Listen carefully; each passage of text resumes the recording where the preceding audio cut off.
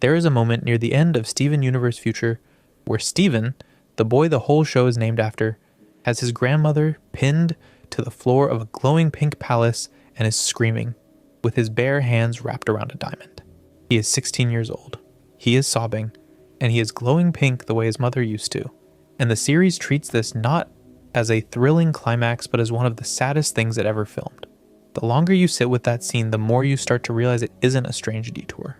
It is the place this entire show was always heading, gently, patiently, episode by episode, ever since the very first opening theme. Tonight on Futuro, we are going to walk through every character that matters in Steven Universe and the darker reading that sits underneath them, the version of them the show keeps showing you in glances and trusting you to put together. So get comfortable, turn the lights down. This one is going to take a while.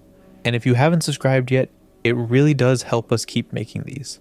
We begin where the show begins, with Steven himself, because almost everything difficult in this universe radiates outward from the strange circumstances of one little boy's birth. The premise of Steven Universe, when you say it out loud, is already disturbing. A teenage human musician falls in love with an immortal alien being who has lived for thousands of years and led an interstellar rebellion. They have a child together.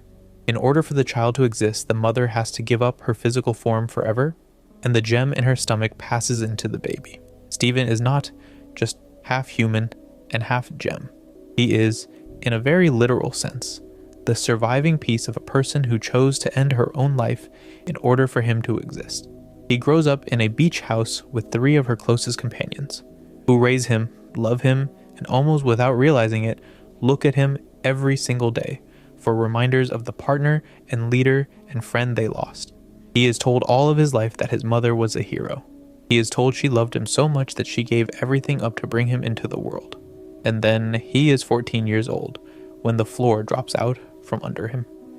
And he learns that his mother was actually the youngest of 4 diamond tyrants, that she ran an empire that committed genocide, that she faked her own death not once but twice, that she lied to everyone who loved her, and that the gem of his that he has been told is a piece of his mother is, by the standards of her own empire, a war criminal in hiding. The show very gently does not let him recover from this. People talk about Steven Universe Future as if it were a spin-off, a coda, a victory lap. But if you look at it carefully, it is a series about what happens when a child who has been the emotional support system of 3 traumatized soldiers, a grieving father, a planet of broken aliens, and a galactic empire that just lost its god, finally puts that work down and has nothing left underneath it. The pink form, the glowing rage state that erupts out of him in Future, is not a power-up. It is a panic response. It is what his mother's body did in him whenever he was scared or angry, and he could not let it out, because he was the steady center. The show suggests quite clearly in its final episodes that he develops what looks for all the world like post-traumatic stress disorder, complete with intrusive thoughts, sudden rages, the inability to feel safe inside his own body, and a long sequence where he literally becomes a kaiju, a monster the size of a mountain, because nobody around him has noticed how badly he is bending. The harder reading of Steven, the one the show all but tells you to your face, is that he has been a parentified child since the day he was born. The adults in his life are wonderful, well-meaning, often heroic, and almost entirely unequipped to raise an actual human child, because 2 of them have never been parents, and the youngest of the 3 is, in human terms, barely older than a child herself. His father lives in a van by the car wash for most of his childhood. His house is also the headquarters of an active war. He is barely out of early childhood when he first meets a gem trying to kill him. He is 14 when he is taken hostage by an interstellar empire. He is 15 when his own grandmother appears in his living room and uses his face as a puppet. By any reasonable standard, this boy should have been in therapy from the first season onward, and the show, in its final stretch, finally agrees and gives him a therapist and gives him a breakdown and gives him the very simple revelation that the reason his power is not working is that he is not okay. There is a fan reading that goes one step further, which suggests Steven was never a child at all, that he is half of a diamond, an entity that has always existed mostly to absorb the feelings of others, and that the role he plays for everyone around him, the conflict resolver, the empath, the soft place to land, was a role he was made for biologically by the gem of a being whose entire job in the cosmos was to make others feel better about their own cruelty. That reading is not confirmed anywhere on screen, and you should treat it as fan theory, but the show makes it possible. The other, quieter reading of Stephen, the one that gets softer as the show goes on but never quite goes away, is the question of whether he is haunted by his mother in a literal sense. Rose quartz, when she was alive in her own body, could heal almost any wound. Stephen inherits this, along with her shield, her bubble, her ability to float, her plant magic, her connection to Lion. He also inherits other, stranger things. He can enter the dreams of other people. He can heal corruption with his tears. He glows pink when he loses control. And in the final season, in an episode where his living self is briefly inhabited by the consciousness of his mother trapped inside him, the show does suggest that Pink Diamond's mind, or some echo of it, has been quietly riding shotgun in his nervous system all his life. He chooses to let her go. He chooses, in the most heartbreaking line of the entire series, to stop being his mother's apology to the universe. The implication is that he was that for a while, without knowing it. He was the second draft of a person whose first draft did so much harm that the only way she could imagine fixing it was to disappear and become him. If you want the dark theory of Stephen in a single sentence, it is this. He is a child whose mother created him as a way of escaping the consequences of her own life, who was raised by people who could not look at him without seeing her, who carried the emotional weight of an entire planet from the age of about 8, and whose body was a war crime in waiting until the day he finally let himself fall apart in front of the people who love him. The show is sometimes mistaken for a fairy tale about a happy little boy with magic powers. It is, when you stand back from it, the slowest unfolding study of childhood trauma in the history of children's animation, and it is the more devastating because it never raises its voice. We can move now from the boy to the woman who made him, because none of what happens to Stephen makes sense without her, and the darker reading of Steven Universe really begins with the darker reading of Rose Quartz, who was never named Rose Quartz at all. Her name was Pink Diamond. She was the youngest of the 4 diamond rulers, the matriarchs of the Gem Empire, and she was, in every meaningful sense, the spoiled baby of a family of cosmic dictators. She wanted a colony of her own, the way a child wants a pony, and she was eventually given Earth, a small water planet on the outer edge of the Empire, to do with as she pleased. She came down to it with her courtiers and her Pearl and her playmate, and she fell in love with the place. She fell in love with the way the wind moved through grass, with the songs of whales, with the way human beings carved out little lives for themselves and built things out of mud. And she realized slowly that her family's plan for the planet was to drain it of all life so that more gems could be made out of its dirt. And she could not stop them by asking nicely. So she invented a person. She put a hood over her head and a different gem in her stomach. And she became a soldier named Rose Quartz, leader of a rebellion against the diamonds, against herself. She convinced loyal gems on her side to fight gems on her family's side, and gems shattered other gems. And the planet became a graveyard. And at the end of it, she staged her own assassination by herself, in front of a witness so that the rebellion would have its martyr and the diamonds would have their grief. The witness was Pearl, who would carry the secret for thousands of years and be magically prevented from telling anyone. The diamonds wept, and in their weeping they fired a weapon at Earth that corrupted every gem still on the planet, twisting them into mindless monsters. Rose, now openly Rose Quartz forever, hid with her companions in the wreckage and built a small life among the humans. The harder reading of Rose Quartz, which is barely a reading at all because the show is so frank about it, is that she was a person who, when faced with a problem she could not solve, made herself disappear. She did this with Pink Diamond. She did it with the rebellion.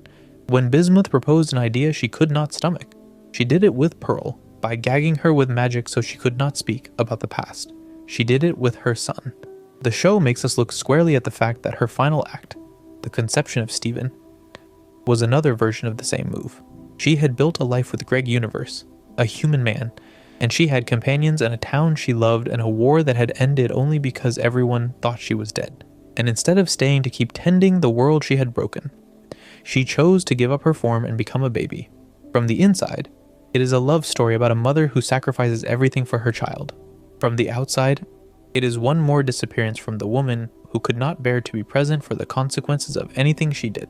The deeper reading is even less generous. The relationships she chose for herself, once she became Rose, were almost without exception with people who were structurally beneath her. Greg was a human in his early 20s when she fell in love with him. She was, by her own admission, thousands of years old, an entity from a culture that owned other gems as property and ruled colonies as gods.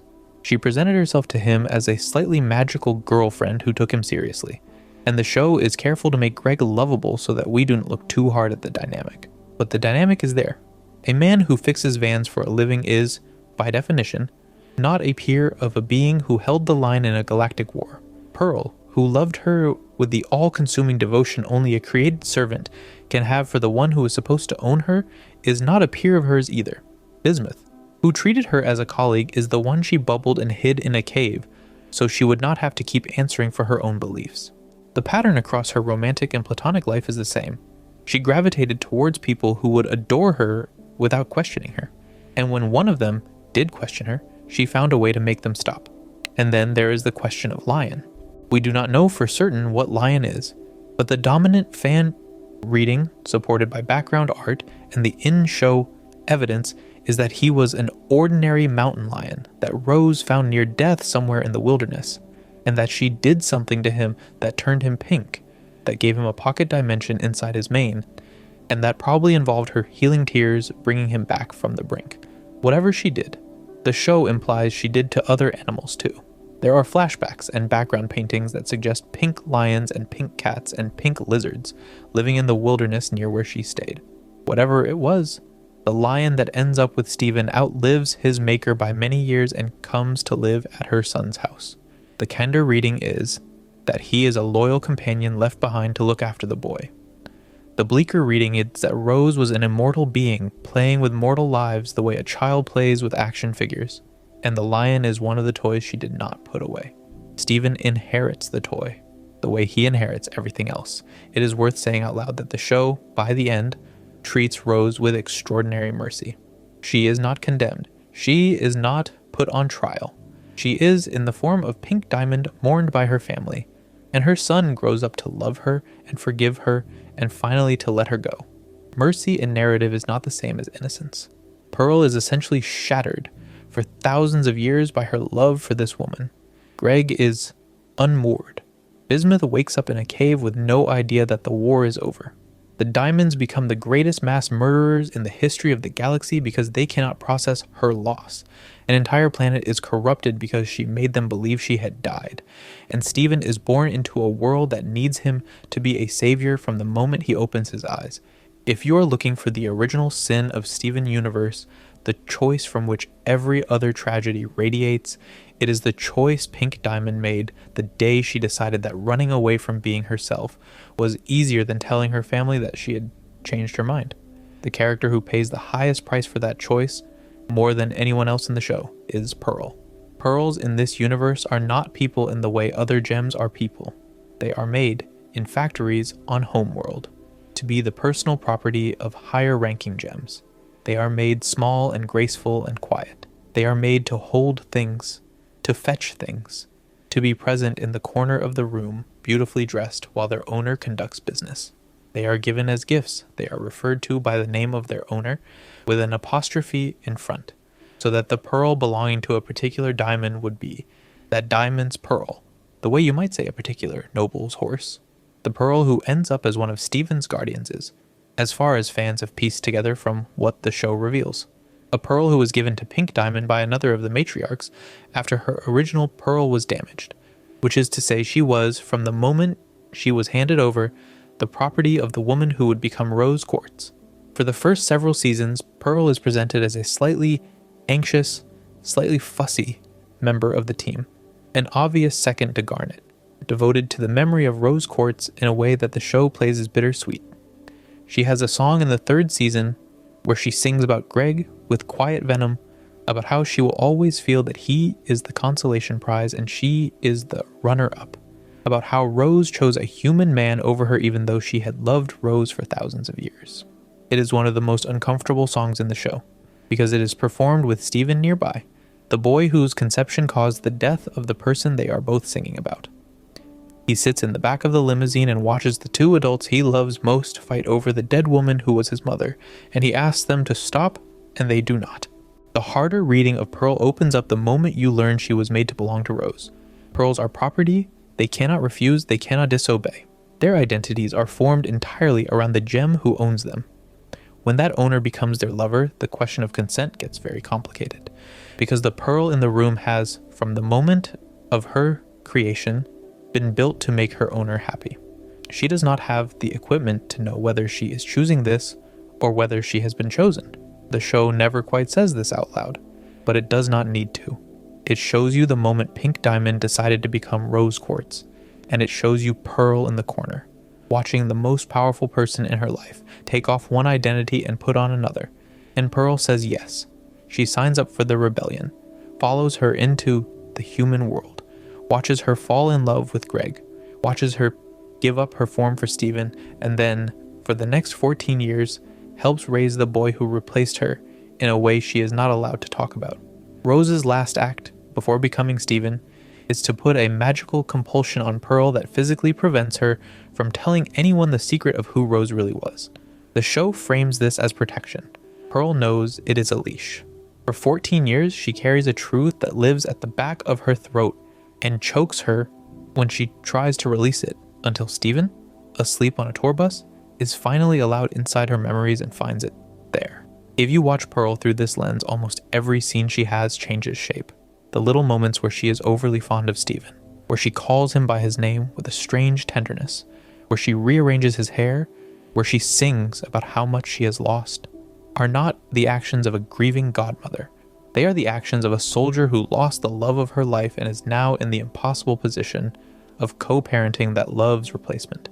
She has to look at Steven's face every morning, knowing what is inside him, knowing that she is forbidden to tell him, and she has to swallow her grief, and her fury, and her unanswered questions, and pour cereal for him, and brush his curls, and pretend that this is normal.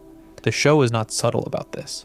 The episode where she leads Steven to a glacier and screams at him for not being his mother is one of the most painful moments in the entire series, because it is the only time in the early seasons that her composure cracks.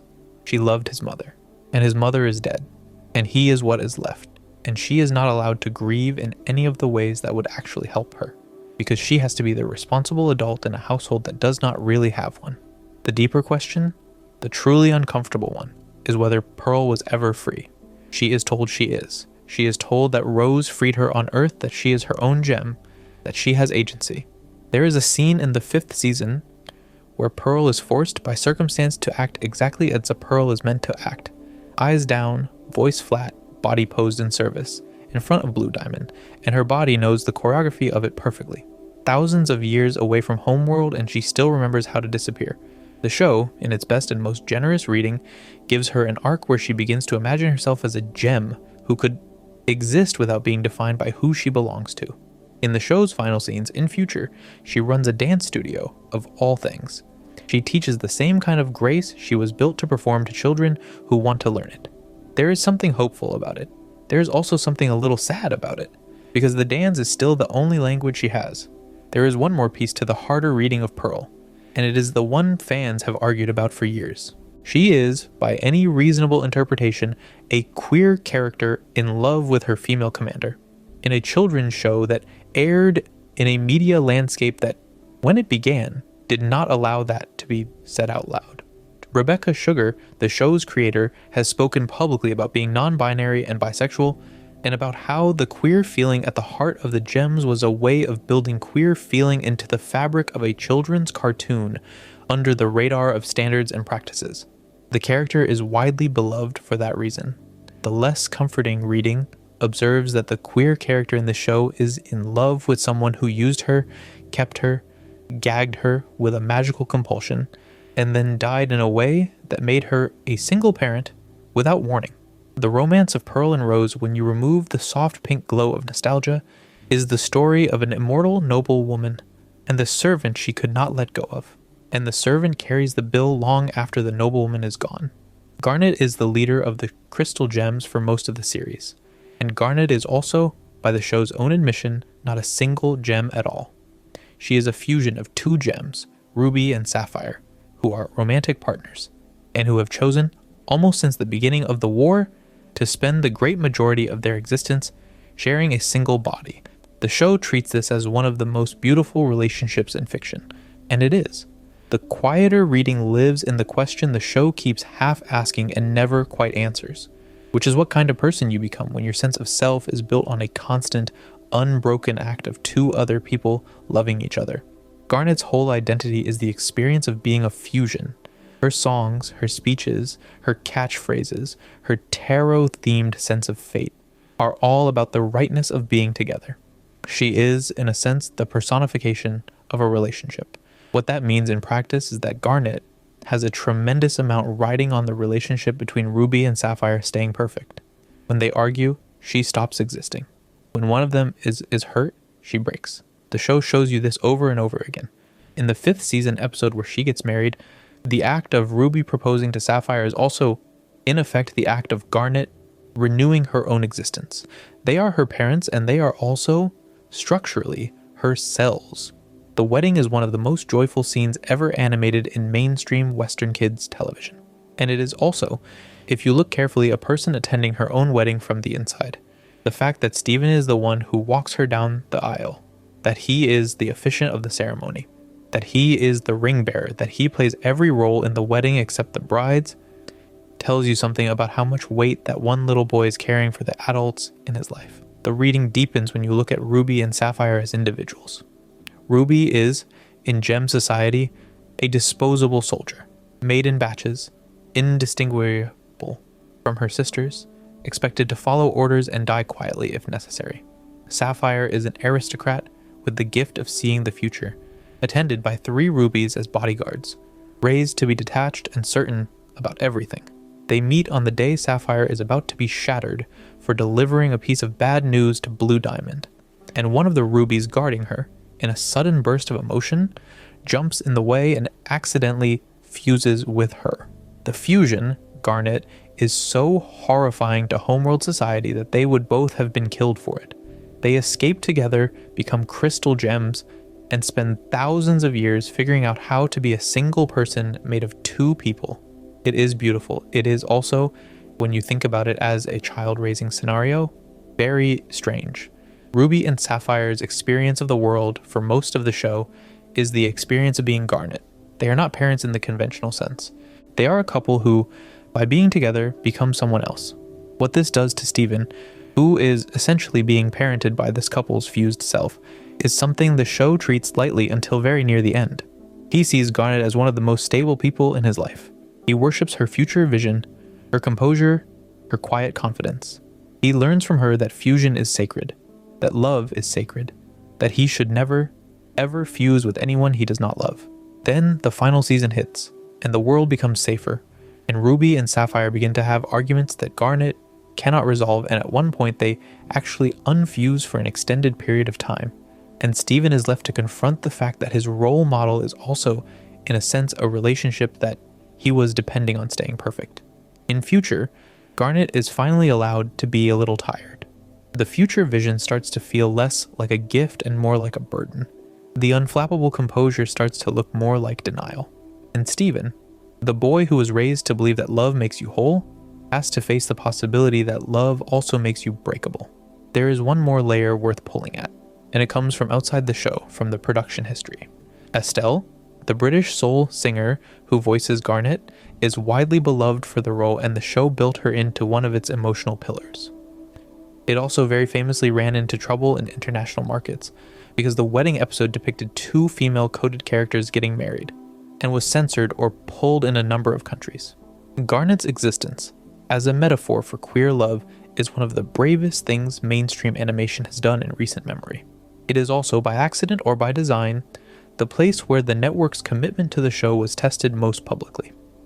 There are people in the industry who will tell you that Steven Universe Future, the shortened final coda, was at least partly a result of the friction between what Rebecca Sugar wanted to put on screen and what the network was willing to fight for. The reading from that angle is that Garnet is the visible piece of the show's quiet war with its own corporate parent, and that the way she had to be the unflappable, smiling, perfect leader for most of the series, was a creative choice that was also a strategic one. The team behind her did not have the luxury of letting her look anything but radiant for a long time, because if she did, the world might decide they did not need her at all. Amethyst is the youngest of the crystal gems by thousands of years, and Amethyst is also, in the most literal sense, a survivor. She is the only intact gem to come out of a place called the Kindergarten, an enormous canyon on the eastern coast of what would later be the United States, where the homeworld gems were drilling new gems out of the rock by sucking the life out of the surrounding land. The rebellion stopped the project, but they did not stop it in time to save Amethyst, who was already incubating in her own hole in the wall, slowly forming. She came out late. She came out alone. She came out into a planet where everyone she might have grown up with was either dead or corrupted, and she imprinted on a small group of women in robes who were also her mother's foot soldiers, and she has been their kid sister ever since. The shadow underneath Amethyst is something you can already feel in the early seasons, before the show says it out loud. She is loud. She is messy. She is a born trickster. She loves food and television and pranks, and she wears her hair in her face. She picks fights for no reason. She breaks things. The other gems treat her with a fond exasperation, the way you might treat the only one of your siblings who refused to grow up. Underneath this is a person who knows that she came out wrong. She is shorter than other quartzes. She formed late, which means her hole is, in essence, undercooked. She knows, because her family does not hide it well, that the place she came from was a place where gems just like her would have eventually emerged with the explicit purpose of going out and conquering more worlds. She is on Earth, raised by the people who fought against the project that was meant to produce her. She is, in the most literal sense, an unfinished version of a tool of empire, raised by the very rebels whose job it was to stop her tool from being built. The episode where she takes Stephen to the kindergarten and shows him her hole is one of the quietest and saddest scenes in the early run of the show. She does not break down in it. She does not cry much. She just stands in front of the place that made her and tells the only person younger than her that she is sorry she is the way she is. She tells him that she has spent her entire life feeling that she is not what she was supposed to be, that she is small, that she is bad. And Stephen, who at this point in the series is still mostly a sunny little boy with a star on his shirt, says one of the few things he ever says in the early seasons that lands as fully wise. He tells her that she is exactly what she was supposed to be, because she became the only version of herself that exists. The reading does not erase that scene. The scene is real and earned. It does observe that the rest of the show is, in many ways, a story of Amethyst working very hard not to believe what Stephen told her in that canyon, and slipping back into the conviction that she is wrong every time the universe gives her a reason. The arrival of Peridot, midway through the series, sharpens this. Peridot is a younger, smaller, more technologically advanced gem from the homeworld of the present day, and Peridot is fascinated by how Amethyst, an old defective quartz, even works at all. Peridot keeps using clinical language about her, the way an engineer might describe a failed prototype. The other crystal gems shut her down. Amethyst does not shut her down. Amethyst listens because she has been told her whole life that this is what she is, and now she has the confirmation from a stranger. There is a fight, eventually. There is the fusion of Amethyst and Stephen into Smoky Quartz, which is one of the funniest and saddest characters the show ever produced. A long, unfinished mess of a being whose entire fusion song is a defiant declaration that an imperfect creation can still be a person worth loving. The show, to its credit, lets Amethyst arrive at this. It also makes you sit with the fact that she has to arrive at it again and again, because the world keeps reminding her of what she was supposed to be for. There is one more piece worth looking at, and it is the question of her relationship with Jasper. Jasper, who shows up in the second season as the most fearsome enemy the gems have faced, is, in gem terms, Amethyst's older, perfect, terrifying older sister. She is a quartz from another colony, made on purpose, fully formed, exactly to spec. The kind of soldier Amethyst would have been if Earth had not been an unfinished project. Their first meeting is a fight. Their second meeting is a fight. The show keeps pulling them into each other's orbit because something about the two of them recognizes something about each other. Amethyst sees in Jasper what she might have been if she had been finished. Jasper sees in Amethyst what she might have been if she had been free. They never become friends, they never reconcile. Not really, not until very near the end. The parallel is one of the cleanest things in the show, and it tells you something about how Rebecca Sugar built this world. The show is, in part, about how the same kind of life can produce a happy little gem and a furious soldier, and which one you become depends almost entirely on who picked you up out of the dirt. Greg Universe is, by an enormous margin, the most ordinary character in Steven Universe. He is a man who washes cars, who plays music nobody buys, who lost his hair very young, who lives in a van behind his place of business for most of the first 3 seasons, who is sweetly stupid about almost everything, and who is the single person in his son's life who has any chance of remembering what it was like to be a normal kid. The show treats him with enormous fondness. He is, in many ways, the heart of the program. The less obvious reading of Greg, when you start to pull at it, is not a reading about him at all. It is a reading about the situation he is in and the way he survived it. Greg was not a child when he met Rose Quartz. He was a young man in his early 20s on tour as a solo musician, trying to be a rock star in a way that, even by the standards of his moment, was a little late. He met her at one of his shows. He fell for her instantly. The show does not pretend otherwise. Rose was, to him, the most beautiful, the most mysterious, the most powerful woman he had ever seen, and she chose him. The less comforting reading is not that this is a terrible thing for him. He clearly loves the relationship. It is that he had absolutely no way of knowing what he was signing up for. He did not know she was thousands of years old. He did not know she had led a war. He did not know that her companions, 3 of whom he met that night, considered him a temporary interruption in a life that had already lasted longer than human civilization. He did not know that the night he agreed to have a baby with her, he was agreeing to be the surviving parent of a child who would, in turn, be the surviving piece of his lover. Greg's family, by the way, was estranged from him by the time he met Rose. The show drops this in casually in a series of flashbacks. He left a strict religious household to become a musician, against his mother's wishes, and never went back. By the time he meets Rose, he has, for all practical purposes, no family to fall back on. He has a van and a guitar, and a hopeful streak the size of a cathedral. When Rose dies, or rather, when she gives up her form, he is left with a baby and 3 women who, until that morning, had been the closest companions of his dead wife, and who had merely tolerated his existence at best. The first years of Steven's childhood, the years the show never quite shows you in detail, must have been one of the strangest experiences a single father has ever lived through. The Gems did not know how to feed a human child. Pearl resented him almost openly. Amethyst was, in human terms, herself a teenager. Garnet was at least kind, but Garnet did not know what babies did. Greg, who had no income, no extended family, and no idea what he was doing, was the only adult in the room.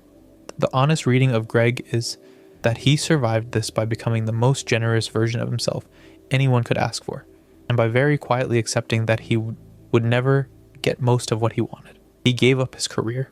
He gave up his desire to live with his son full time, because he understood that Steven's gem powers meant the boy needed to be raised by people who knew what gems were. He moved into the van and accepted that his role in his child's life would be the second-tier role of the dad you went to see on weekends. The show is very kind to him.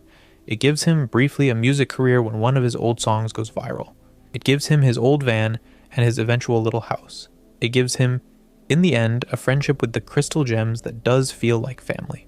Underneath all of that is the man who, at not much past 20, fell in love with someone who could not, by definition, share a normal life with him, and who lost her on the day his son was born, and who has spent every day since pretending that this was a fair trade because the alternative is unbearable.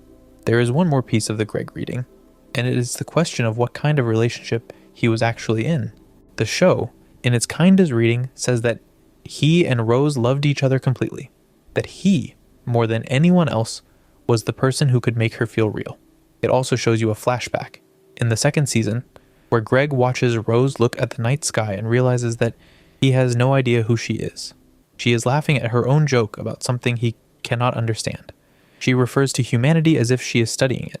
She tells him, in so many words, that he is interesting to her in part because he is mortal, in part because he will not last. The episode is called We Need to Talk. And what it shows you is that the central romance of the show is not, on closer inspection, a relationship between equals. Greg loves her completely.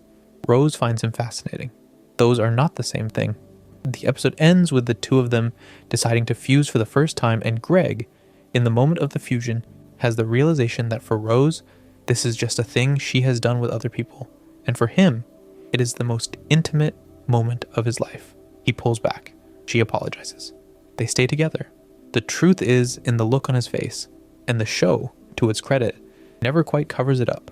Connie Maheswaran is the human girl Steven falls in love with, and Connie Maheswaran is also, by any reasonable standard, a child soldier. The show, for years, treats this so casually that you have to step back to feel the weight of it. She is 12 years old when she meets Steven. Within a season, she is being trained in sword fighting by Pearl, an immortal warrior whose previous student died in a war.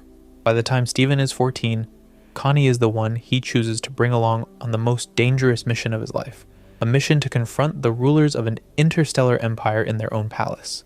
She fights gems 3 times her size. She fuses with him into Stevani, a single body that is, in literal terms, the combined being of 2 underage children, and she sends that body into combat. Her parents, for most of the early seasons, have no idea that any of this is happening. The harder reading of Connie begins with her parents because the show is unusually careful to show you the kind of family she comes from. Her mother is a strict professional, intensely controlling doctor.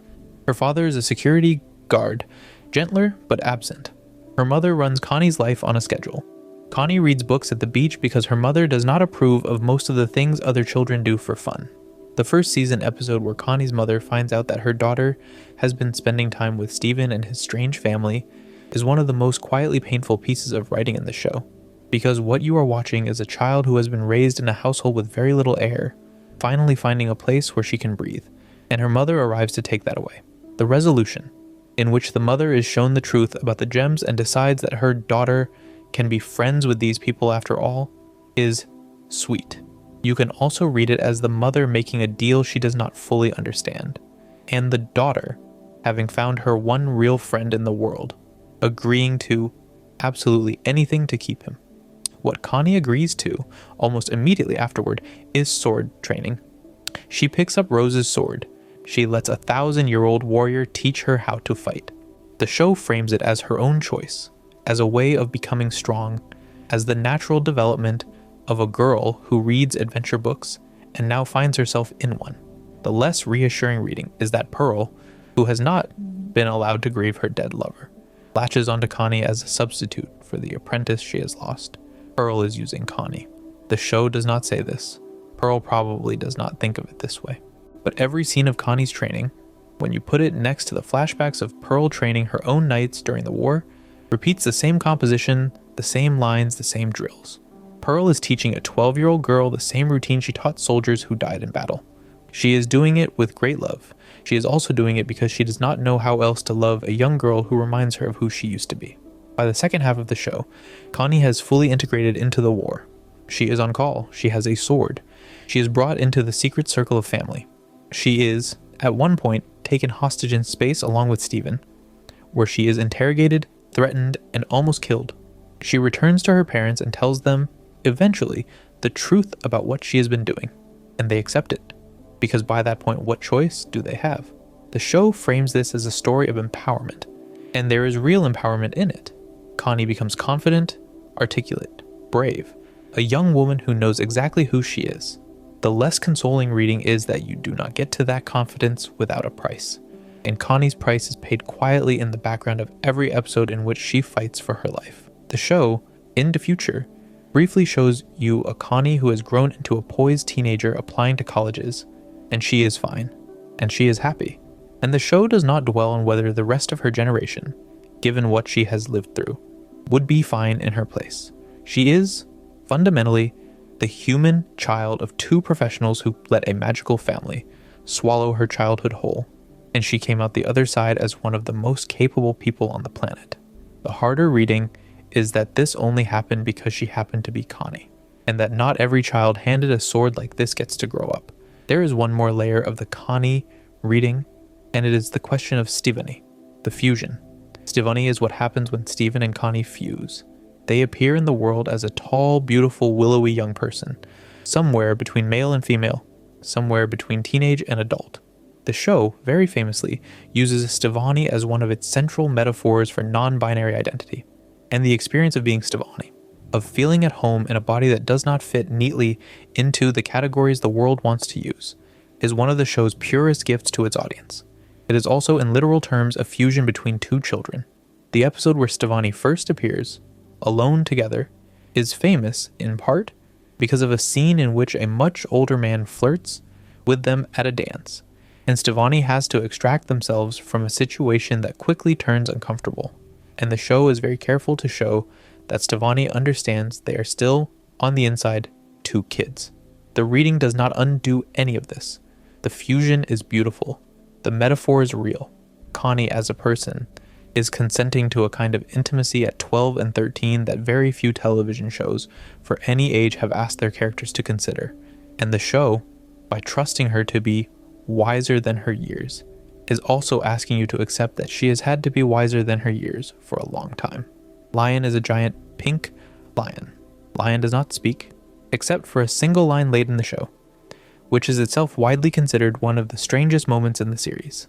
He lives at Steven's house, sleeps a lot, eats whatever he wants, and occasionally portals Steven across continents by way of his mane, which contains an entire pocket dimension filled with objects that used to belong to Steven's mother. Lion is, in the early seasons, presented as an enormous, soft, mysterious gift. The harder reading of Lion is, when you put it together, one of the most quietly unsettling things in the show. Whatever Lion was before, he was not a magical creature to begin with. The flashbacks, the background paintings, and the show's own implications all point to the same conclusion, though the fans have done much of the assembly here. Lion was, by most readings, a mountain lion. He was probably ordinary. He was, very likely, dying in some desert, somewhere in what would become the American Southwest, when Rose Quartz found him. Rose did something to him. She used her healing tears or some related ability, and she brought him back from the brink of death, and in doing so she changed him. He became pink. He became silent. He gained access to the pocket dimension inside his own mane, which means, somehow, that he now contains a piece of her existence inside his body. He stopped being a lion as you and I would understand a lion. He became, in a way the show never fully explains, a vessel for something of hers. This is not the only animal she did this to. The show implies. Flashbacks and background art show pink members of other species. Pink lizards, pink cats, other pink lions. Rose Quartz, in the wilderness, was practicing on animals. She was bringing them back from the dead, or close enough to it, and turning them into something else, something more than they had been, something that carried a piece of her. None of these animals, except for Lion, ever appears in the main story. The bleaker reading is that all of them lived out their natural lifespans and died, and Rose left them out there to do so, and Lion is the only one she kept long enough to leave behind for her son. What does it mean to be Lion? We do not know. There are scenes that suggest he understands speech. There are scenes that suggest he experiences time differently. There is a deeply strange moment in the third season where he stands on a beach and roars, and a portal opens to another beach far away, and Steven climbs through and finds, in the rocky wall of that beach, a video of Rose recorded specifically for him in case her plan to become him went wrong. Lion knew where the video was. Lion took him to it. The show implies that he has been waiting for the entirety of Steven's life, for the boy to be old enough to receive a message from his dead mother. The most charitable reading is that he is a faithful familiar, doing his last duty for the person who saved his life. The bleaker reading is that he is a pet whose autonomy was taken from him by a being more powerful than he could have understood, and that he has spent the rest of his existence executing a posthumous task he never asked for. He cannot tell us how he feels about this because he does not, in the conventional sense, speak. He is exactly what Rose chose to make him, and Rose is not here. If you find this reading sad, you are not alone. Fans have been arguing about it for years. The wiki entry on Lion lists multiple competing theories about his origin, including the possibility that he is the survivor of a particular battle of the rebellion, that he was a desert animal kept by a specific lion keeper, depicted in background art, or that he is something stranger still. None of these are confirmed on screen in plain language. So the show technically leaves the question open. The implication in image after image is that Lion is a small animal who got too close to a god and was never the same again.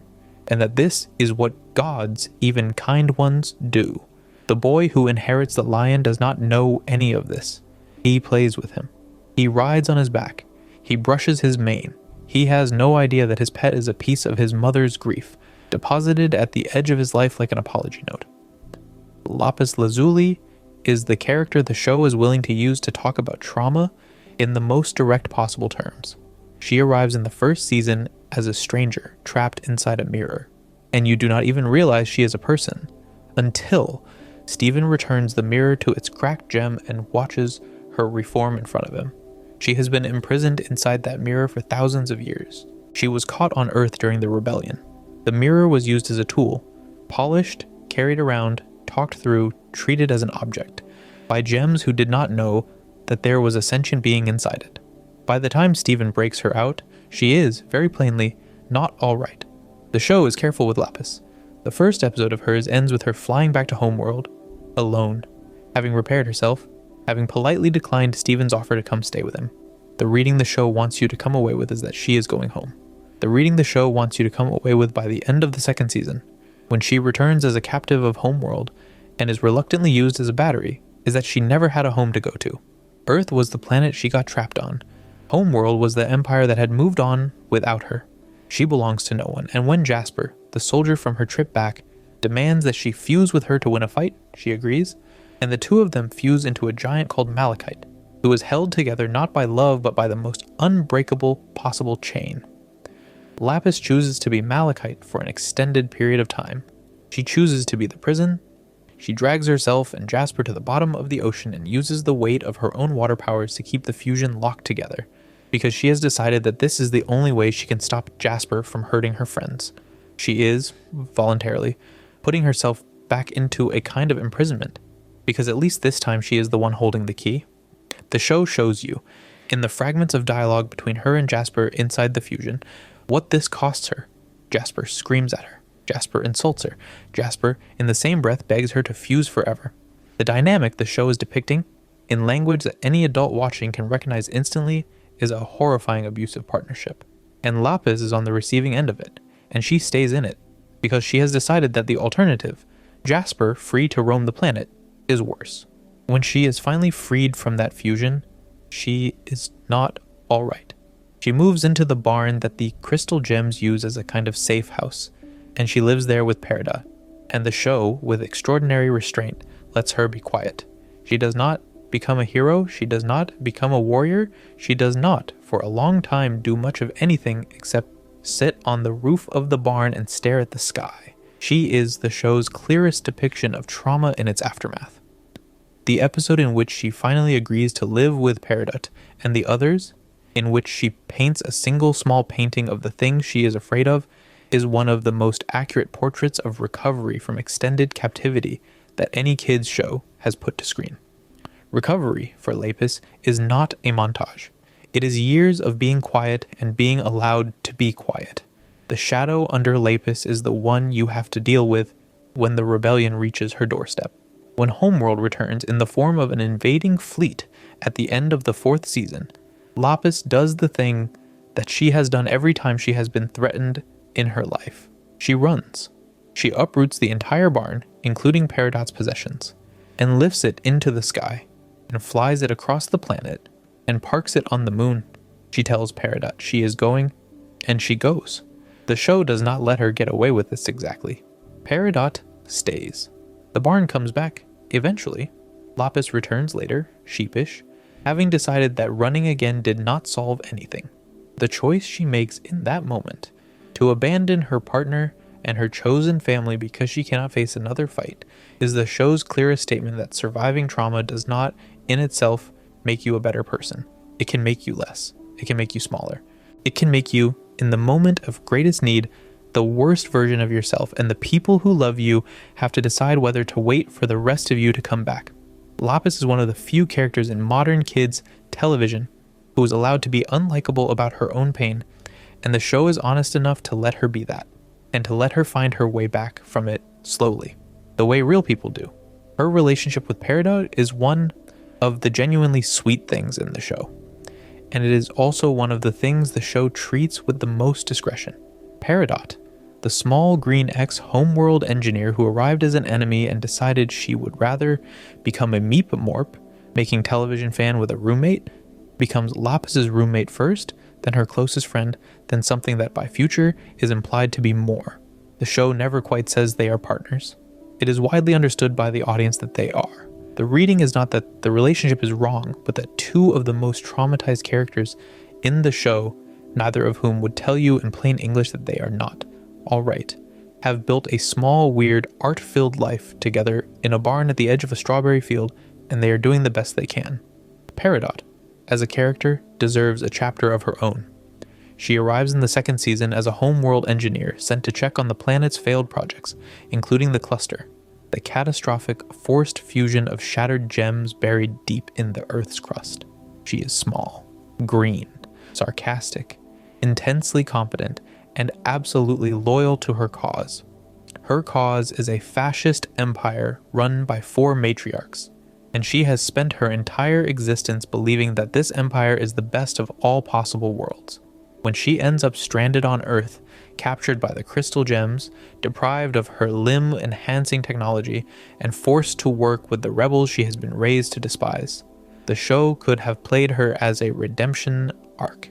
To its credit, it plays her instead as a slow, halting deconversion, in which the things she believed about her own people, her own purpose, and her own worth all turn out to have been lies, and she has to figure out how to live as someone whose entire moral universe has been pulled out from under her. The harder reading of Peridot is that she was, until very recently, a true believer in a regime that had committed every variety of cosmic horror.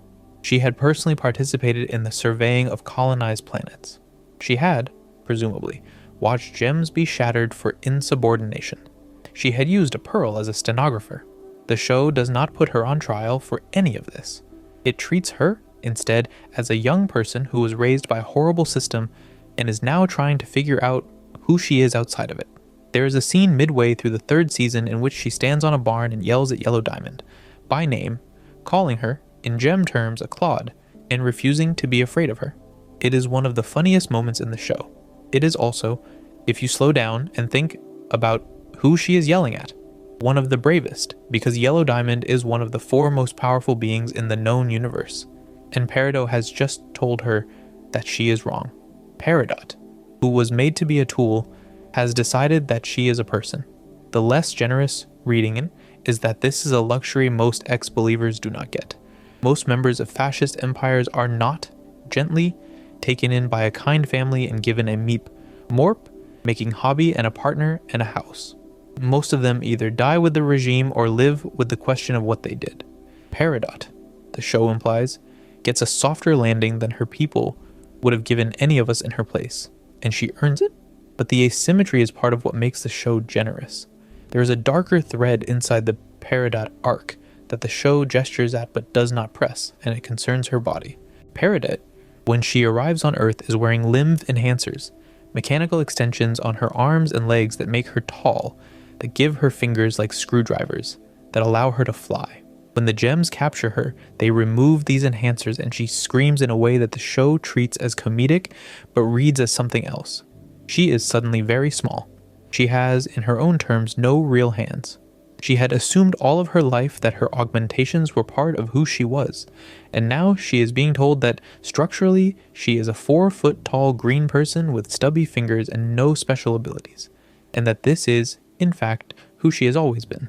The other gems treat this with a kind of friendly disregard, as if losing your prosthetics is a minor inconvenience.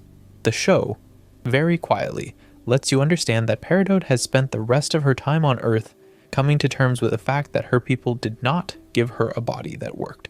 They gave her a body that worked when it was inside a machine, and the machine has been taken from her. The fact that she eventually develops metal powers, a much stranger and rarer ability than the Homeworld Registry had recorded for her variety of gem, is the show's way of telling you that her people did not know who she was either, that they had her on file as something less than she is, and that the Empire's labels do not always reach to the bottom of a person. The deeper observation is that this happens to almost every gem who ends up on Earth. Their labels were wrong. The homeworld system did not see them. The rebellion, when it works because gems get to find out what they really are.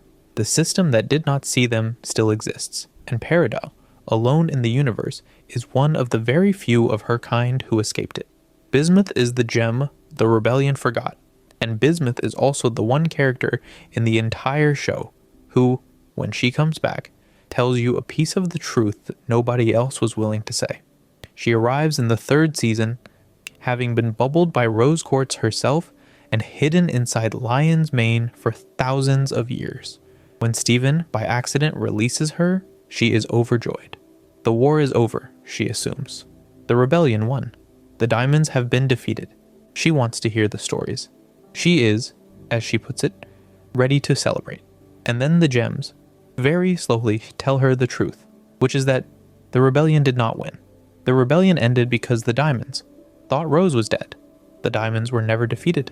The Earth has been a tiny pocket of resistance, hiding under the radar ever since. Bismuth absorbs this news. She does not say much. She picks up her hammer. She invites Steven to her old forge. What she shows him at the forge is the dark theory of the entire rebellion in one object. It is a weapon called the breaking point. It is a piercing tool designed to strike a gem at its core and shatter it. It is, in plain language, the thing the rebellion needed if it was actually going to win, because shattering a gem is the only permanent way to kill one. Bismuth proposes that Steven take it back to the present, where the war is, in her view, ready to begin again, and use it to finally end the diamonds. Steven says no. Bismuth becomes, for the first time, angry. What comes out of her in the next several minutes of one of the most uncomfortable episodes in the entire series is the story of what Rose did to her thousands of years ago. Bismuth proposed this weapon to Rose. Rose refused it. Bismuth argued. Rose finally, instead of arguing back, attacked her and bubbled her and hid her and lied to the rest of the rebellion about what had happened to her. The other crystal gems, when Steven asks them, do not even know that this happened. They thought Bismuth had been lost in battle. The reality is that she was disappeared by her own commander, because she had said something her commander could not bear to hear. Rose, in this telling, is not a peacemaker. She is a leader who, when challenged by a colleague who was also her friend, chose to silence rather than engage. The unsettling reading of Bismuth is not that she was right about the breaking point. The show is careful to suggest that Steven, by saying no to the weapon, is making a real and meaningful choice.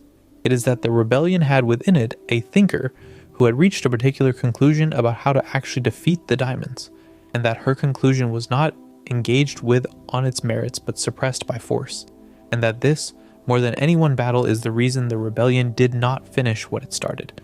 The fact that Bismuth, when she comes back, is welcomed warmly by the rest of the gems, the fact that she eventually integrates fully with them and is one of the central figures of the late series, is a tribute to her own grace, not to the rebellion's accountability. Nobody apologizes to her for the missing centuries. Nobody that we see takes responsibility for the fact that one of the most loyal members of the original cause was put into a bubble and forgotten. She picks up her hammer and gets back to work, because that is who she is. The show, near the end of its run, gives her a forge again, and a workshop, and a community of children to teach. And the implication is that this is exactly the kind of person she would have been in a normal world. That the rebellion, by silencing her, robbed her of thousands of years of building, and that she begins those years again the moment she is allowed to. Jasper, the soldier from the second season's invasion, is the gem the show is least kind to, and the gem the show, in its very last moments, is most determined to give a chance. She is a quartz, the kind of gem Amethyst was supposed to grow up to be. She is a soldier made on a battlefield, formed in the ground of Earth itself during the rebellion, hardened by the conditions of her creation, walked off the planet by her commanding officer the moment she emerged. Her commanding officer was Pink Diamond, the very person she is later sent to take revenge on, and she does not know this because Pink Diamond was, by then, calling herself Rose Quartz, and she had supposedly been killed by the rebellion. Jasper, like the rest of Homeworld, believes that Rose shattered her diamond. Jasper, like the rest of Homeworld, spends thousands of years hating Rose. When she finally reaches Earth and is told that Rose, the murderer of her god, has had the audacity to come back as a small human boy who is 14 years old. She does the only thing her training tells her to do, which is to try to destroy him. What Jasper does not know, what she will not learn until very near the end, is that the person she has spent her life hating did not just take her diamond from her. The person she has spent her life hating is her diamond. Rose was pink. Jasper was made on Pink's command. Jasper has spent thousands of years grieving someone she has, in a sense, never lost. The reveal does not fix her. She is not a character who can be told the truth and made all right. The show finally crashes her into Steven, the surviving piece of Pink, the only person in the universe who has any direct claim on the loyalty she was made for. And she is broken by him in ways she has no language for. She is also very nearly killed by the experience of having to hold both of these facts in her head at once. The fact that Jasper, after her corruption and her uncorruption and her time as a sort of forest hermit in the late episodes, ends future as a kind of student of Steven's, is one of the bravest choices the show makes. It does not, by any standard, undo what she has done. It does not pretend she is a kind person, or even, at base, a stable one. It allows her to remain a soldier looking for a war, in a universe that is finally not going to give her one and to make her peace with that. The harder reading is that Jasper was the Empire's idea of an ideal gem, a perfect physical specimen designed for one purpose, raised in conditions calibrated to make her into a weapon, and that when the war ended and the weapon had no use, she was discarded the way any tool would be. Her obsession with combat, her insistence on fusion as conquest, her contempt for what she sees as the weakness of the crystal gems are not personality flaws so much as they are the only language she was ever taught. The show does not punish her for them in the end. It also does not reward her. It lets her sit at the edge of the new world, watching, occasionally bowing, occasionally training. She is, for the first time, allowed to be a person rather than a function. Whether that is enough for her, the show does not say. The character who looms over Jasper's life, without ever meeting her in the original timeline, is Yellow Diamond, the second of the three remaining diamonds and, in many ways, the most relatable of them. In the same way that the most relatable bureaucrat in a tyranny is a relatable monster. Yellow Diamond is, in plain terms, the war minister of the Empire. She runs the military. She manages the colonization projects. She is, when we meet her in the second season, in the middle of the most efficient mass extermination effort the show ever depicts, having decided that the cluster of shattered gems buried inside the earth should be allowed to emerge and destroy the planet. Because Pink Diamond's old colony has been an embarrassment for thousands of years and she wants the chapter closed. She does not, when she gives this order, see it as cruelty. She sees it as good management. The earth has been a problem.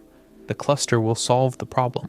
The fact that there are gems still living on the planet, including those of the rebellion, does not concern her. They chose their side. They will die with it. The harder reading of Yellow Diamond is that she is the most ordinary kind of villain the show has, the bureaucratic killer who has no personal animus against the people she destroys.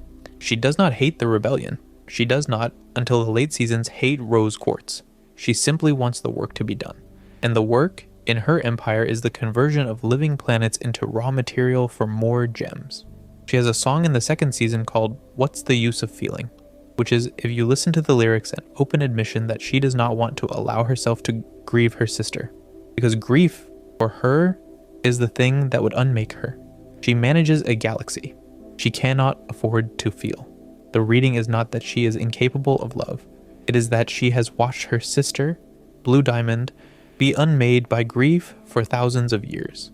And she has decided that the lesson of that grief is that you should never let yourself feel any of it. And so she has, by her own choice, become hollow. She is also, the show implies, very lonely. The Diamonds, as a family, were 4. Now they are 3. And they have spent the entire war and the entire interregnum unable to talk to each other about what happened, because each of them is carrying her own version of it. Yellow Diamond, in particular, is the one carrying the work, while the others fall apart. The episode in which she is finally confronted by Steven, who looks like her dead sister and behaves like her dead sister and refuses to apologize for being alive, is one of the most quietly stunning pieces of writing the show produces, because what you are watching is a tyrant being told, with absolute kindness, that the thing she has been holding together by sheer force of will for thousands of years was never holding together. She does not react well. At first, she tries to kill him. She is finally talked down in a sequence that takes the rest of the season by the realization that her sister was not murdered. Her sister chose to disappear. Her sister chose to become someone else. Yellow Diamond, faced with this, has to decide what to do with the thousands of years of grief she has just spent. The show generously lets her hand it over. She is forgiven, almost without comment. The less comforting observation is that nobody else in the galaxy has the standing to forgive her, because Steven is one of the very few survivors of the policies she has run for thousands of years. And the show, in choosing to let her be redeemed by him, is making a very specific moral argument about who has the right to grant absolution and who has to give it up. Blue Diamond is the easiest of the three diamonds to feel for and the hardest to look at directly. She is the grief, where yellow is the war and white is the will. She has spent the years since Pink's supposed death weeping, traveling between her old sister's haunts and human spaces, including in one of the most quietly horrifying scenes in the show, the human zoo, which is exactly what it sounds like. The zoo is a small ship parked at the edge of the galaxy in which a small population of humans, all descendants of a group that Pink Diamond had collected from Earth and saved from her own armies, live out their lives in beautiful captivity, fed by giant hands, asleep most of the time, allowed to sing songs and choose mates, never told that they are exhibits. Blue Diamond goes there to remember her sister. The humans, who do not know any other world, sing to her when she arrives. Steven and Greg are taken there in the late 4th season briefly, and they have to choose between staying forever in that comfortable, mindless existence and finding a way back to the war. The harder reading of Blue Diamond, like the harder reading of the zoo, is that grief is not a moral excuse for anything.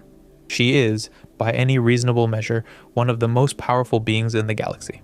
She has spent thousands of years sad. The thing she has been sad about is the loss of her younger sister, whom she loved, and who was, the show implies, treated by her as half a daughter, half a doll. Her grief has not stopped her from approving the cluster plan. Her grief has not stopped her from punishing rebellious gems and the planet that birthed them.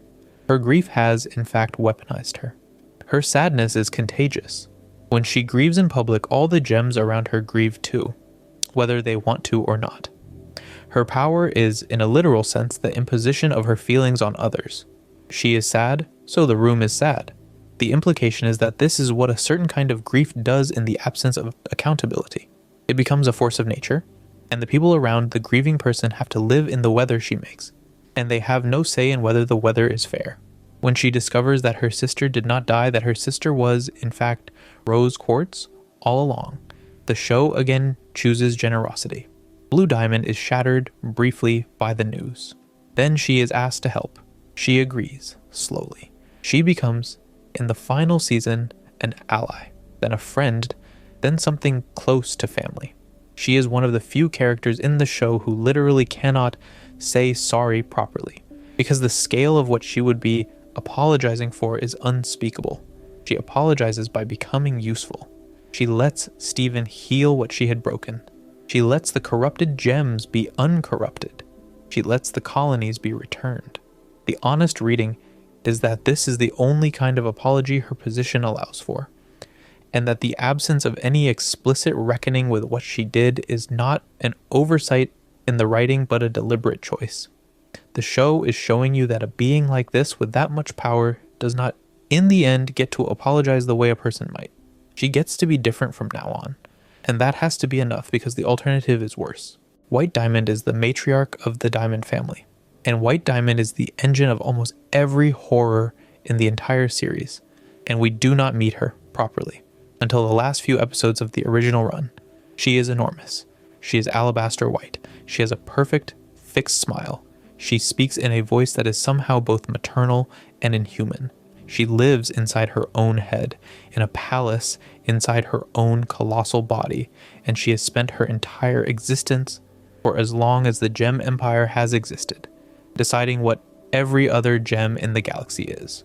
White Diamond is not a leader in the conventional sense. She is the standard. Every other gem in the Empire is judged against her. Every other diamond was. The show implies in flashbacks and in symbolic imagery, at one point a part of her, a perfect shard, sent out to do work she did not feel like doing herself. She is, the show suggests, the original source of every diamond who exists, including Pink, and her relationship with her younger diamonds is the relationship of a parent who has never let any of her children be separate people. The harder reading of White Diamond is that she is the worst kind of family member there is, the one who does not see you as a separate self. The episode in which Steven finally meets her, deep inside her ship in her own head, is the most surreal sequence in the entire show. And the heart of it is a scene in which she tells him, very calmly, that he is not really Steven, that he is Pink, that Pink is hiding inside him, and that if she just reaches in and pulls Pink out, the whole problem will be solved. She does this. She physically reaches inside him and removes his gem from his body, leaving him as a humanoid pink ghost of himself, and reforming the gem as a tiny replica of Pink Diamond. The Pink Diamond she creates is not Rose. It is, for a moment, a small lost figure who does not know where she is. Steven, the human boy, picks her up and tells her that he loves her and rejoins with her and becomes himself again. White Diamond is, for the first time in her existence, faced with the fact that one of her children was not, after all, a part of her. Her smile cracks. The episode does not let her recover. There is a fan theory, widely held and not officially confirmed, that White Diamond's behavior throughout the show, the smile, the immobility, the insistence on perfection, the inability to admit error, is meant to be read as a depiction of severe narcissism. The show does not use that language. It does use, in the language of its imagery, every shorthand for that kind of person you can think of. She is enormous. She is brittle. She makes everyone around her into a version of herself. When she finally loses her smile, she becomes a small, frightened figure who has spent her entire life refusing to feel anything that did not match her self-image and who is now suddenly surrounded by feelings she has no idea how to handle. The implication is that this is what the rest of the diamonds were raised by, what Pink Diamond grew up under, what the entire empire was built around. The mother of the Gem Empire is a person who could not, until the last few moments of the show, admit that she had been wrong about anything. The fact that she does admit it, that she lets Steven help her, that she eventually accepts a version of herself that is less than perfect, is the most generous thing the show ever asks of itself. The bleaker observation is that this generosity is also the thing that makes the show possible to end. Without White Diamond's surrender, there is no ending.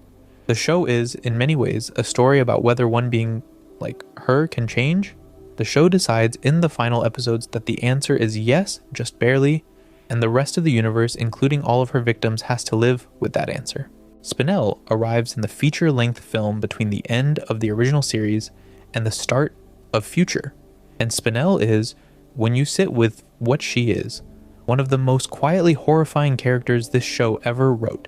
She was a Spinel, a class of gem made specifically to be a companion to a higher ranking gem, the way a pearl is made to serve and a ruby is made to fight.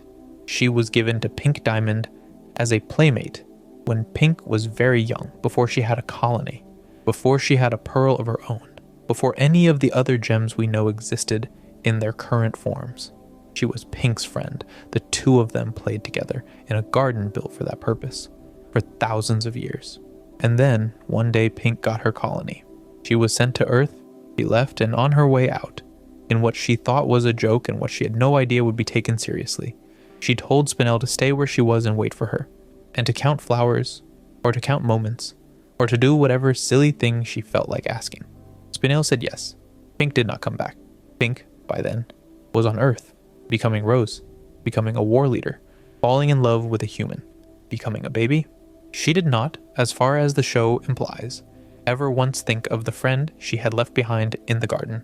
Spinel, alone in that garden, did the thing she was told to do. She waited. She did not move. She watched the flowers grow. She watched them die. She watched new flowers grow. She counted them. She held her arms out for her friend. She did this for thousands of years. When she finds out finally that Pink is dead, that she was lied to, that her best friend left her behind on purpose and grew into someone else and died, The resulting personality is the personality of a small child who has been left in a room for far too long and just now learned that the door was never going to open. Spinel becomes, in human terms, a thing made of grief and humiliation, and the kind of rage that only comes from realizing that you were never anyone's first thought. She comes to Earth. She tries to kill Stephen. She nearly succeeds. The film, which is mostly a musical comedy about the gems losing their memories, hides the depth of what she is underneath gags and dance numbers, but the truth of her is the only reading there really is. Spinel is the absence at the center of Pink's life. She is the person Pink should have remembered. She is the bill Pink never paid. And she is now an adult, in functional terms, who has the emotional development of the child she was when she was abandoned, and the body of an immortal weapon, and she is in front of the boy who is her former best friend. The fact that the film ends with Stephen taking her home with him, briefly, and then handing her over to the Diamonds, who agree to look after her, is one of the strangest endings the show has. The Diamonds are, by the standards of the original series, the worst possible foster parents for a deeply traumatized gem. They are also, the show is now telling us, the only family she has, because they are what is left of the family her friend belonged to. Spinel goes home with them. Future drops in on her briefly, mostly in passing, and she is, by the time we see her again, a little more alright. She is still extreme. She still feels everything to its full volume. She is not any longer the thing she was when she came to Earth. The Diamonds have, in their own clumsy way, looked after her. The argument the show is making here is that this is its last act of generosity towards them, a way of saying that whatever they have done, they can, at the end of all of this, learn how to look after a frightened child, and that the universe, in its small mercies, allows this to count for something. There is one more thing about Spinel that is worth saying out loud, and it is the structural place she occupies in the show. She is, in many ways, the version of Pearl who was not lucky. Pearl was a servant who fell in love with her owner, was used by her, was lied to by her, and then was abandoned by her, and she came out the other side of that experience, broken but functioning, because she had Garnet, and Amethyst, and Stephen, and she was not alone in the wreckage. Spinel was abandoned by the same person with no companions in a garden full of statues for thousands of years, and she came out the other side of that experience as a person who tried to kill a child. The contrast tells you something about how the show understands trauma. It is not that some characters are stronger than others. It is that some characters had someone, and some characters did not. And the difference between the two groups is the difference between recovery and atrocity. And Pearl and Spinel are, in this reading, two ends of the same line. Lars Barriga is the most ordinary boy in Beach City, and Lars Barriga is the character to whom the strangest thing in the show happens. He is, when we meet him in the first season, a sullen 16-year-old who works at the local donut shop. He bullies Stephen. He flirts with Sadie, his co-worker. He has the standard teenage list of frustrations, parents who do not understand him, a small town he is desperate to escape, a hairstyle he has spent years perfecting. The show, for most of the first few seasons, treats him as a comic side character. And then, in the 5th season, Lars is taken hostage in space, along with Stephen, by a group of mid-level homeworld functionaries, and on the surface of an asteroid full of gem outcasts, he is killed. He is stabbed, actually, by a robot. He dies in front of Stephen, and Stephen, in tears, weeps onto him, and his tears, which we know can heal, do not heal Lars, exactly. They bring him back. When he comes back, he is pink. He is pink the way the lion is pink. He is pink the way Stephen's mother used to glow pink. He is, in a way the show never fully explains, no longer a normal human being. His hair turns colorless, his skin turns pink, his eyes change.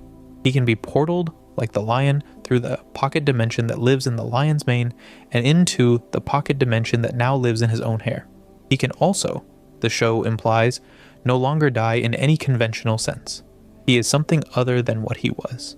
He stays in space with the off-colors because going home would mean facing his parents and his town and his friends as a different species, and he does not, in the end, return to Beach City for most of the rest of the show. The harder reading of Lars is that he is the show's most explicit depiction of resurrection trauma. He died. He came back. He came back as something that, by his own admission, does not feel like him. He has new powers. He has new responsibilities. He becomes, almost by accident, the captain of a ship of refugee gems leading them across the galaxy on a series of escapes from homeworld. He grows into the role. He becomes brave, dignified, decisive, the kind of leader he was never going to be in his life on Earth. The show, in its kindness, also lets you see what is missing from him. He misses his parents. He misses Sadie. He misses donuts. He misses the very ordinary life he had spent his teen years complaining about. In future, when he finally comes home, he is not the same person his family last saw. They handle it well. They love him. There is, between him and his old life, a layer of cellophane that will not come off. He died. He came back. He cannot, in any meaningful sense, pretend that he did not. There is also the question, which the show does not quite resolve, of what he is going to do with the centuries he has now been given. The implication is that Lars, like the lion, like Steven, is going to outlive his parents, his friends, his town, his country, and probably the planet he was born on. He is 15 years old when he dies, and however many years old in functional terms when he comes back, and he is going to keep being that age, or close to it, for a very long time. He has been given a fate by a child who is crying over his body. Steven did not mean to do this to him. The show does not let Steven off the hook for it either. There is a quiet moment in future where Steven, looking at Lars, has to confront the fact that he has, by accident, made another person something other than mortal. The way his mother made the lion immortal, the way his mother made him. Lars does not blame him for it. The implication is that this is precisely the kind of consequence the show is interested in. The favors that turn out to be a kind of curse, the love that turns out to be a leash. Sadie Miller is one of the most quietly sad characters in the show, and her sadness, like a lot of the sadness in Steven Universe, is the kind that has nothing to do with the magic. She works at the donut shop with Lars. She is, when we meet her, a young woman with a small life, a controlling mother, a crush on her co-worker, and a very strong sense of humor about all of it. The show, in the early seasons, plays her as a comic figure, but it is paying attention to the dynamics around her. Her mother, Barbara, is, in plain reading, a woman who has decided that her daughter's life will be a continuation of her own and has not asked her daughter how she feels about it. The conversations between them are gently horrifying, in the way that conversations with a parent who does not quite see you are gently horrifying. Sadie keeps a smile up. She keeps showing up to work. She keeps not telling her mother any of the actual truth of her life. The show is showing you very patiently a young woman with a small, well-managed depression that nobody has quite identified. Her relationship with Lars, when it develops, is one of the truer relationships in the show, and it is also one of the most painful. They are two people who recognize each other's loneliness and try to make something of it. The episode in which they are stranded on an island together, and Sadie, finally, briefly, gets to be away from her mother and from Beach City, is one of the small jewels of the second season. They almost are happy.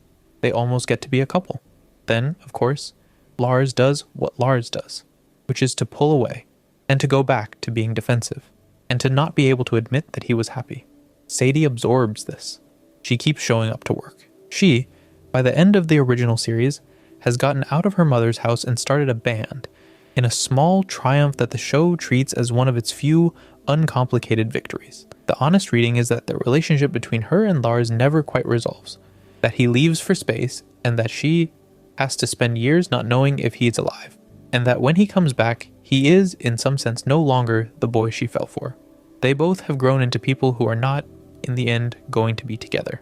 The show is honest about this. They are friends by future. They are not partners. Sadie has a band, a girlfriend, a life. Lars has the ship, the off-colors, the galaxy. They wave to each other across the distance and do not pretend that it is not a distance. The off-colors themselves are one of the most heartbreaking small ensembles the show ever assembled, and they deserve to be looked at in full. They are gems who, by Homeworld's standards, are defective. Rhodonite is a fusion of two gems, a ruby and a pearl, who were owned by the same noble and fell in love and ran away together.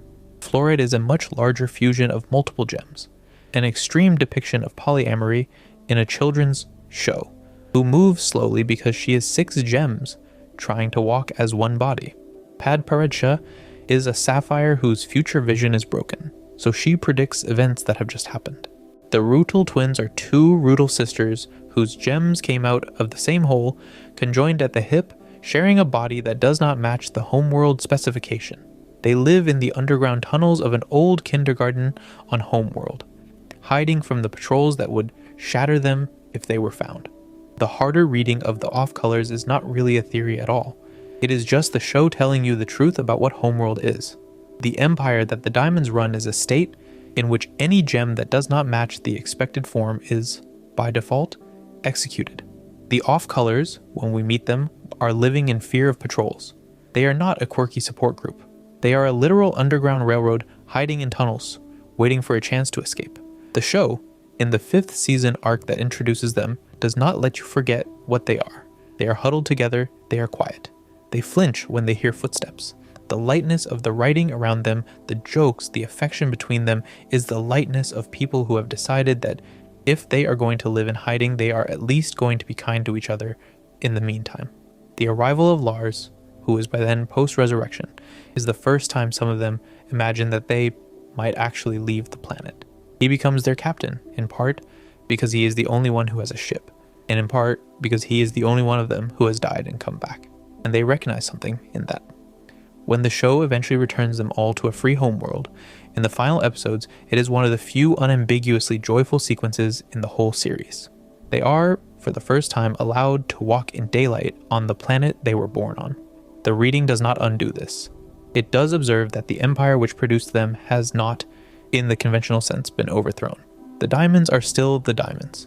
The gem society is still in many ways organized the way it was. The off-colors are now allowed to live, by decree, because Steven has talked their rulers into being kinder.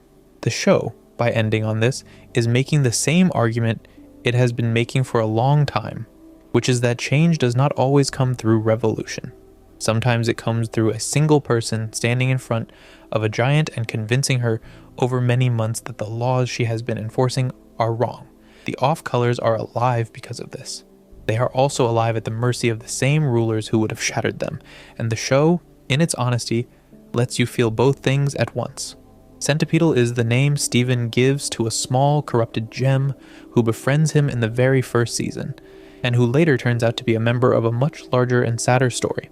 She is, in her own uncorrupted form, a nephrite, a class of gem made to pilot ships.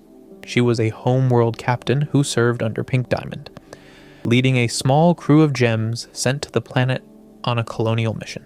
When the diamonds, on the day they believed the rebellion had taken Pink's life, fired the corruption weapon that twisted every gem on Earth into a monster, Centipedal and her crew were caught in the blast along with the rebels they had been sent to fight. They became the monsters Steven would find centuries later, scattered across the planet. Steven, with his tears, with his power, slowly heals her. He gives her back her ability to speak briefly. He brings her, in the show's most heartbreaking late season episode, to the wreckage of her old ship, and he asks her gently what happened. She uses the things she finds in the wreck to draw the story in the sand, because she cannot speak well enough to tell it. She draws the day of the corruption, she draws her crew, she draws what happened to them. The harder reading of Centipedal is that she is the show's clearest single depiction of the cost of the war. She did not choose to be a monster. She did not desert her commander. She was a soldier following orders on what she believed was the side of the Empire, when the Empire itself fired the blast that ruined her, because her Empire had decided that ending the rebellion was worth ending her too. She has spent thousands of years as an animal, hunting, hiding, dying repeatedly and reforming, with a brain that did not have enough room in it to know what she was. The fact that Steven can give her back even a sliver of her old self, that she can draw in the sand, that she can recognize him, is one of the few things in the show that comes close to a miracle. It is also, the show makes clear, not a permanent fix at first. The corruption is too deep. Her crew is too far gone. She is herself for a few minutes at a time. And then she is back to being the monster. The show, eventually, in the lead into future, gives her a full uncorruption along with the rest of her kind, and she becomes whole. By then she has spent more time as a monster than as a person, and the show does not pretend that those centuries do not count. Beach City is filled with humans whose lives the show pays attention to, even when the lives in question are very small, and the harder reading of Beach City is the reading you get when you look at the residents not as colorful side characters, but as people whose stories almost nobody else is telling. Onion, the small mute boy who lives near Stephen, is, by any reasonable reading, a child in distress. He has parents who clearly love him but do not understand him. He does things that other children do not do. He plays with knives. He brings home strange animals. He, in one notorious episode, befriends a group of feral child-like creatures who live under the carnival rides. The show plays his behavior as comedy. The quieter reading is that Onion is a child with no real support system, that the adults around him cannot read what he needs, and that his behavior is, in part, a long series of attempts to find someone, anyone, who will pay attention. He is also one of the few characters who is friends with Stephen for reasons that have nothing to do with the magic. The two of them, in some episodes, just play.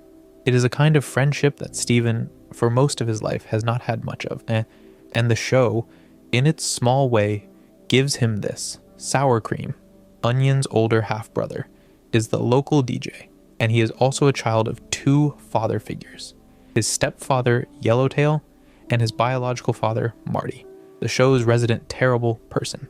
Marty is, when we meet him, an old friend of Greg's, a former music producer who never paid Greg the money he owed him, and who has, by the time he shows up, abandoned his family entirely. The reveal that Sour Cream is his son is treated as a joke, and yet the dynamics it implies are not.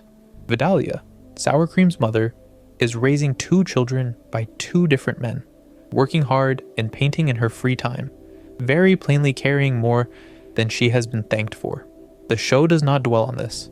It does in the way of the show, simply let it sit in the corner of the frame. Ronaldo, the local conspiracy theorist, runs a blog called Keep Beach City Weird, in which he tries to prove that the gems are, in fact, polymorphic sentient rocks, which they are, but in which he also believes that he is the chosen warrior of Beach City and that he personally is going to save the world. The show plays this for laughs. It also lets you see in episode after episode the loneliness that produces a character like Ronaldo. He has a father who loves him but does not understand him. He has a brother who is more popular than he is. He has, in his own room, 1,000 printouts of things he has tried to prove and an audience of nobody. He is, in the show's gentle reading, a person who has built an enormous worldview around his own significance because he is afraid of the alternative, which is that he is one more person in a small town with no particular reason to be remembered.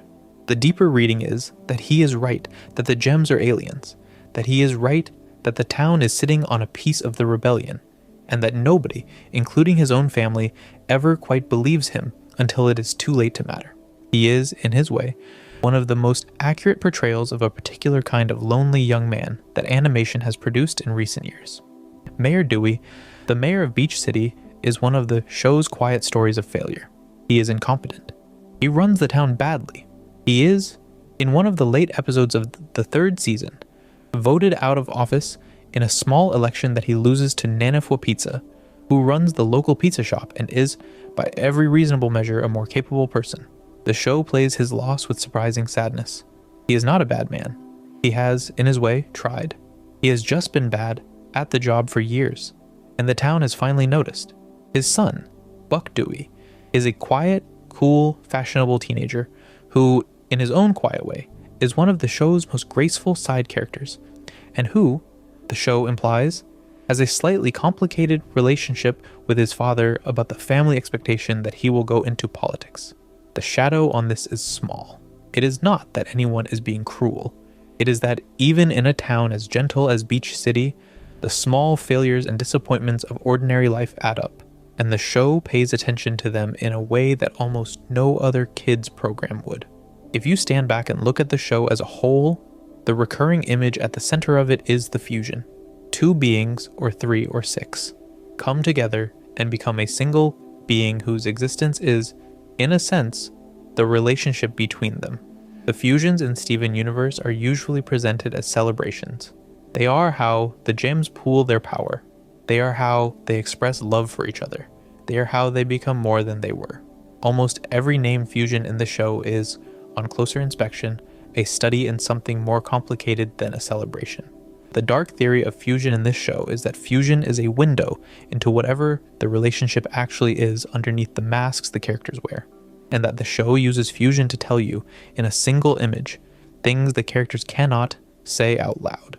Garnet is the canonical fusion, and Garnet is, as we have already said, a love story. Stevonnie is the fusion of two children who are too young to be in romantic love but who recognize something in each other that nobody else has recognized, and who fuse, briefly, into a single non-binary teenager who walks around the world in a body neither of them knew they wanted to inhabit. The less easy reading of Stevonnie is that they are still, structurally, two 13-year-olds in a body, and that the world treats them as a young adult, and that there are scenes in the show where adult strangers respond to Stevonnie in ways that, if you remember what they are, become very uncomfortable. The show, again, is careful with this. Stevonnie always extracts themselves. Stevonnie always gets to be the one who decides. The depiction is honest about the way the world reads them, and the show, in the briefest of moments, lets you see what it is like to be a child treated as an adult by strangers who do not know any better. Malachite, the fusion of lapis and jasper, is the show's darkest fusion, and we have already touched on what she is. She is captivity. She is the abusive relationship made flesh. The show, in the episodes that depict her, lets you hear her interior monologue, which is the two voices of her component gems screaming at each other, and the experience of being inside Malachite, the show implies, is more or less the experience of being in a room with a person who is screaming at you every hour of every day for years. Lapis chose this, in part, because she had decided that she had to. The show is not, in the end, congratulating her for the choice. It is, instead, asking what it does to a person to make themselves into a prison.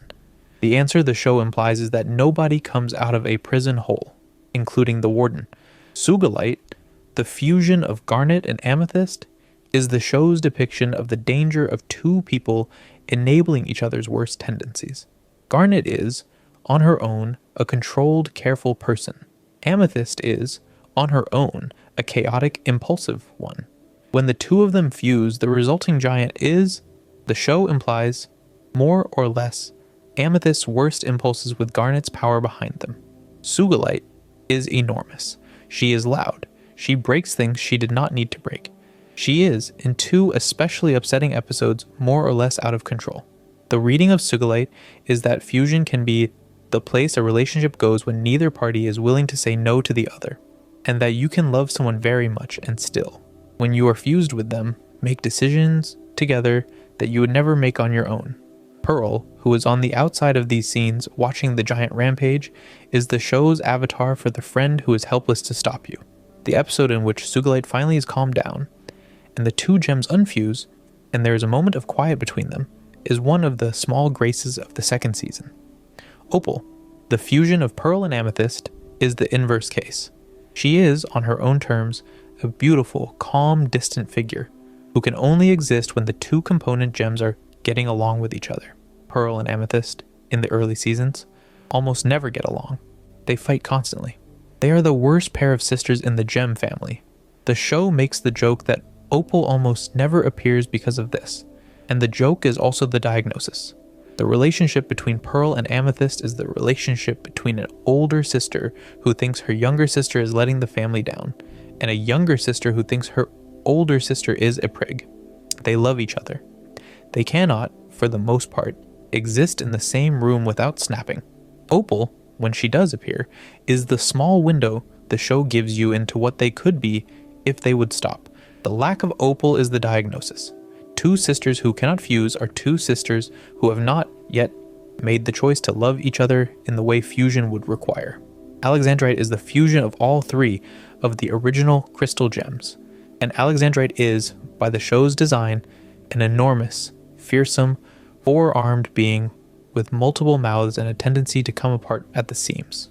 The reading is that Alexandrite is what the family looks like when all three of its members are forced into agreement, and that the strain of holding three people who cannot fully agree with each other in one body is, in fact, the literal experience of a dysfunctional family on its best behavior. Alexandrite, in the few episodes where she shows up, almost always comes undone, splitting back into her three component gems by accident. The show is making a quiet point.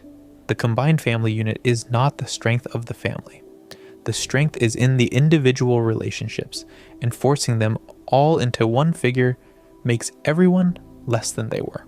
Smoky quartz, the fusion of Amethyst and Steven, is one of the funniest and saddest characters in the show. They are an unfinished mess. They are, in the song they sing the first time they fuse, the literal definition of an imperfect creation, and they make it the basis of their identity. The reading is small. It is just the observation that fusion is, for Steven, one of the few times he is allowed to be both himself and someone else, and that the experience of being smoky quartz, for him, is the experience of being, briefly, not alone in his own head. He is fused with Amethyst, who knows what it is to be a defective version of what you were supposed to be, and the two of them, together, are allowed to be, in a literal sense, both. It is one of the show's small kindnesses to him. Obsidian, the four-armed giant fusion of Steven, Garnet, Amethyst, and Pearl together, is the show's final fusion, the one that appears in the closing episodes of the original run, the one that defeats White Diamond's army in the actual climactic battle of the series. She is enormous. She is calm. She has a sword the size of a continent. The reading of Obsidian is that she is, structurally, the family Steven needed to have his whole life, with him as the heart, and that the only way it could be made was to make it once, briefly, in the final hour. They cannot, after the battle, stay as Obsidian.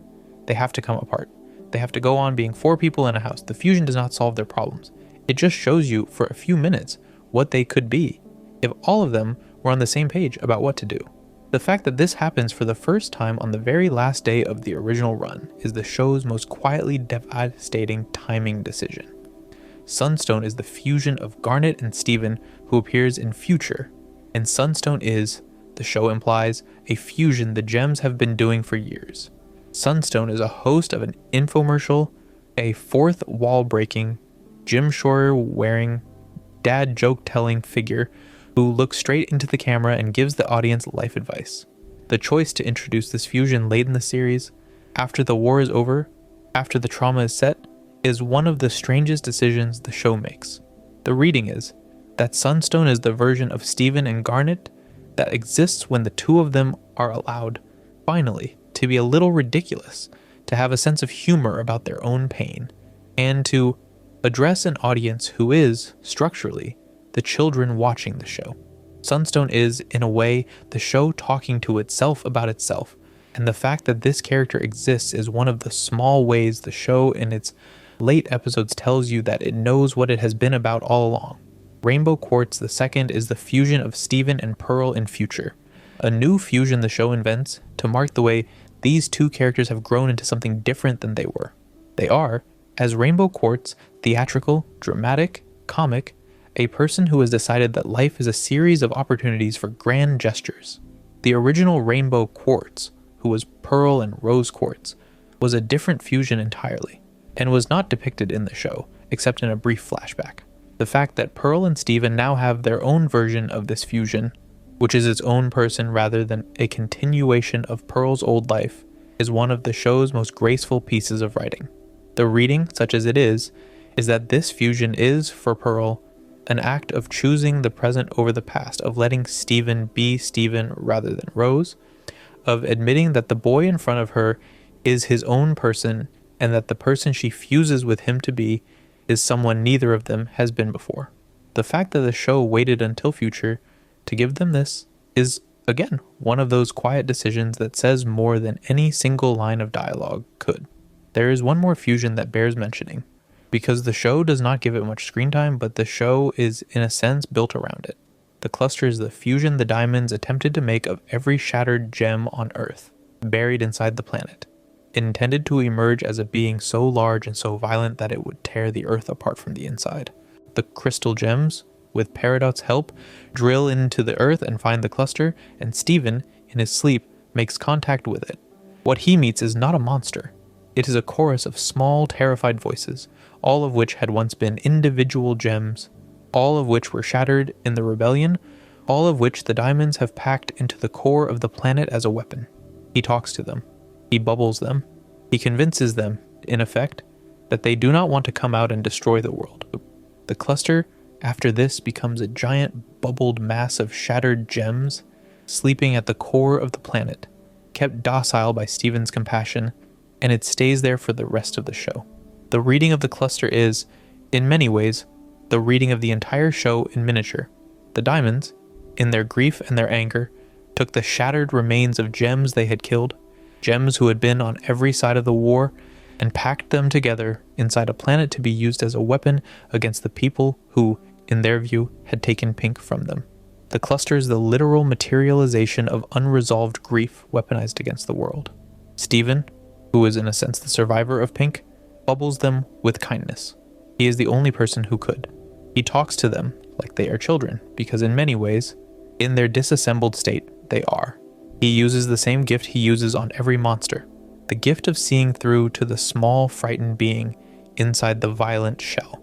The cluster, the harder reading argues, is the whole show, and the show, in choosing to end with Steven keeping the cluster bubbled, rather than removing or destroying it, is making a very particular argument about what mercy looks like in a universe that has been through this much. You do not undo what happened. You hold what remains. You bubble it gently. You go home. There are characters at the edges of the show that the reading should not skip, because they are the people the show uses to show you what the Empire looks like from the inside. Holly Blue Agate is the overseer of the human zoo, the gem in charge of making sure the captive humans there are well-fed and content. She is, in plain reading, a middle manager. She is a tyrant to those beneath her and a sycophant to those above her. She terrorizes the amethyst guards who work for her, and she nearly weeps with joy in front of Blue Diamond. The reading of Holly Blue Agate is that she is the most ordinary kind of fascist there is, the one who keeps the system running not out of conviction but out of self-interest. She loves her job not because she loves the zoo, but because being in charge of the zoo means she gets to be above someone. The crystal gems take her down with surprising ease because she is, when you remove her position, more or less powerless. The show is gentle about her in future, in the sense that it does not depict her further, but the implication is that without the system to enforce, she becomes very small. Aquamarine and Topaz, the pair that arrives in the 5th season to take Steven to Homeworld, are another study in roles. Aquamarine is a tiny blue aristocratic gem with a long pole that she uses to push people around. She is a child, in functional terms, with the power of a diamond's courtier behind her. Topaz is, in fact, a fusion of 2 topazes, 2 large quiet bodyguards who, when fused, are the muscle that does what Aquamarine says. The show, in the episodes where they appear, makes you watch Aquamarine treat the human residents of Beach City as collectibles. She literally picks up Lars and others, including Steven's friends, and packages them up to bring back as trophies. The reading of Aquamarine is that she is the Empire in miniature, a small ranking gem behaving exactly the way the diamonds behave, treating the humans of Earth as livestock because she has been raised to. The reading of Topaz is more interesting. The 2 topazes inside the fusion, in a small late moment, choose to disobey Aquamarine, to refuse to bring Steven and his friends in. They lose their job. They get the cargo away. They are, briefly, on the rebel side.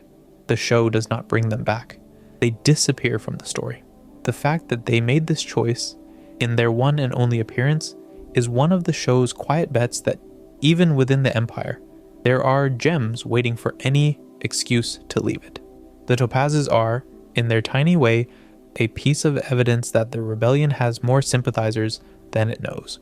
Eyeball, the small angry ruby who follows Steven across half the galaxy because she has decided that he is Rose Quartz, returned in the form of a child, is one of the show's most unintentionally tragic minor antagonists.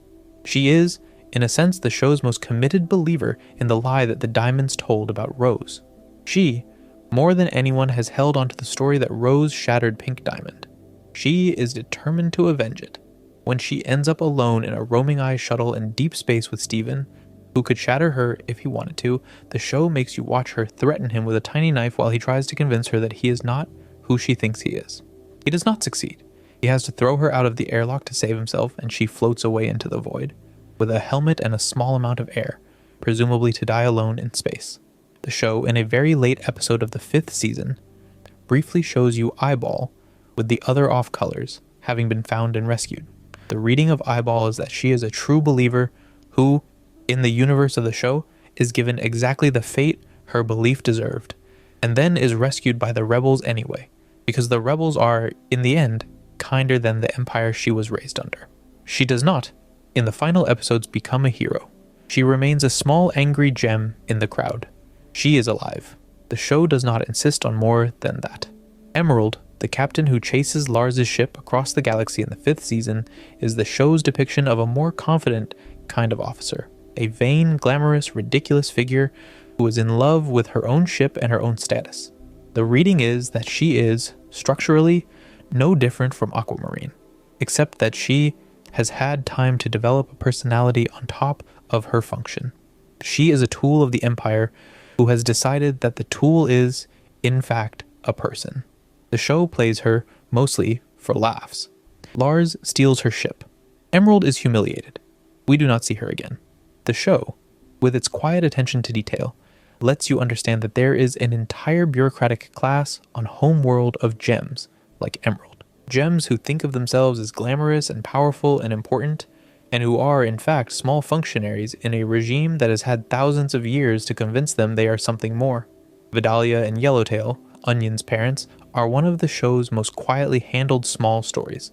Vidalia is a painter, a former wild girl who used to date Marty back in Greg's touring days, and she is now with Yellowtail, a fisherman who speaks almost entirely in indecipherable mumbling. The household is, in the show's reading, working. They love each other. They love their children. Their house is a chaos of paint and fish and small, unsettling boys. The harder thread here is not about them as a couple. It is about the fact that the show puts them next door to Greg and the Gems, and uses them as the show's only example of a stable, ordinary nuclear family unit. And even they have, in the background, the past with Marty, the abandoned son in Sour Cream, and the deeply strange child in Onion. The show's argument here is that there is no such thing as the unremarkable household. The houses in Beach City all have something in them. The Gem household is just the one with magic. Buck Dewey, the cool kid son of the mayor, is another small, quiet reading of the show. He is, in the early seasons, beloved by his peer group, dating Jenny Pizza, walking around in dark glasses, treating the world with a careful, cultivated detachment. The show, in an episode in the 3rd season, shows you that Buck is, underneath the detachment, a young man who is genuinely afraid of becoming his father. He sees Mayor Dewey as a failure, as a man who tried hard at something he was not good at, and Buck has decided to protect himself from that fate by, in essence, not trying hard at anything. The episode ends with him reconciling with his father, briefly, and accepting that his father loves him, and the reading is the small one. Buck, like most young people who are afraid of becoming their parents, has not, in fact, stopped becoming his parent. He has just become a version of him with sunglasses. The show is gentle about this. It does not push. It does observe. The Pizza family, who run the fish stew pizza shop on the boardwalk, are one of the show's small triumphs. Nanafua Pizza is the family matriarch, a small, fierce older woman who runs the shop, runs her family, and eventually runs the town. Kofi, her son, is the shop manager. Jenny and Kiki, her granddaughters, are best friends with Sour Cream and Sadie. They are, by the show's standards, one of the most uncomplicatedly functional families on the boardwalk. They love each other. They fight with each other, in the way that families fight. The only thread worth pulling here is the observation that the show makes their family small and immigrant-coded and gives them, in passing, much less screen time than the white residents of the town, and that Nanafua's eventual election to mayor is the show's quiet correction of an oversight. The pizzas become important late in the original series and remain important in future, and the show, in giving them this weight, is acknowledging that the gentle small town it has been depicting has had, all along, a center of gravity outside the obvious one. Kevin is the antagonist of one of the show's most beloved episodes, and Kevin is also the show's most pointed depiction of the specific kind of older teenage boy that the show finds quietly disturbing. He is in his late teens. He drives a fancy car. He hits on Stevani at a club in the first episode in which they appear, and he refuses to take their no for an answer. He appears again, later, as a competitor in an underground race. He is, in plain reading, a small predator, the kind of older guy who knows that the rules he is breaking are not quite serious enough for anyone to call him out on. The show does not let him win. Stevani tells him off. The race ends with him humiliated. The show, in choosing to depict him at all is making the point that not every dangerous person in this universe has a gem. Some of them are just older boys at the boardwalk in expensive cars. Steven Universe. Future. The short 20-episode coda that aired across late 2019 and the early months of 2020 is in many ways the show's restatement of every reading we have just discussed, and it deserves its own chapter, because if you watch it correctly, you realize the show has been a trauma narrative all along.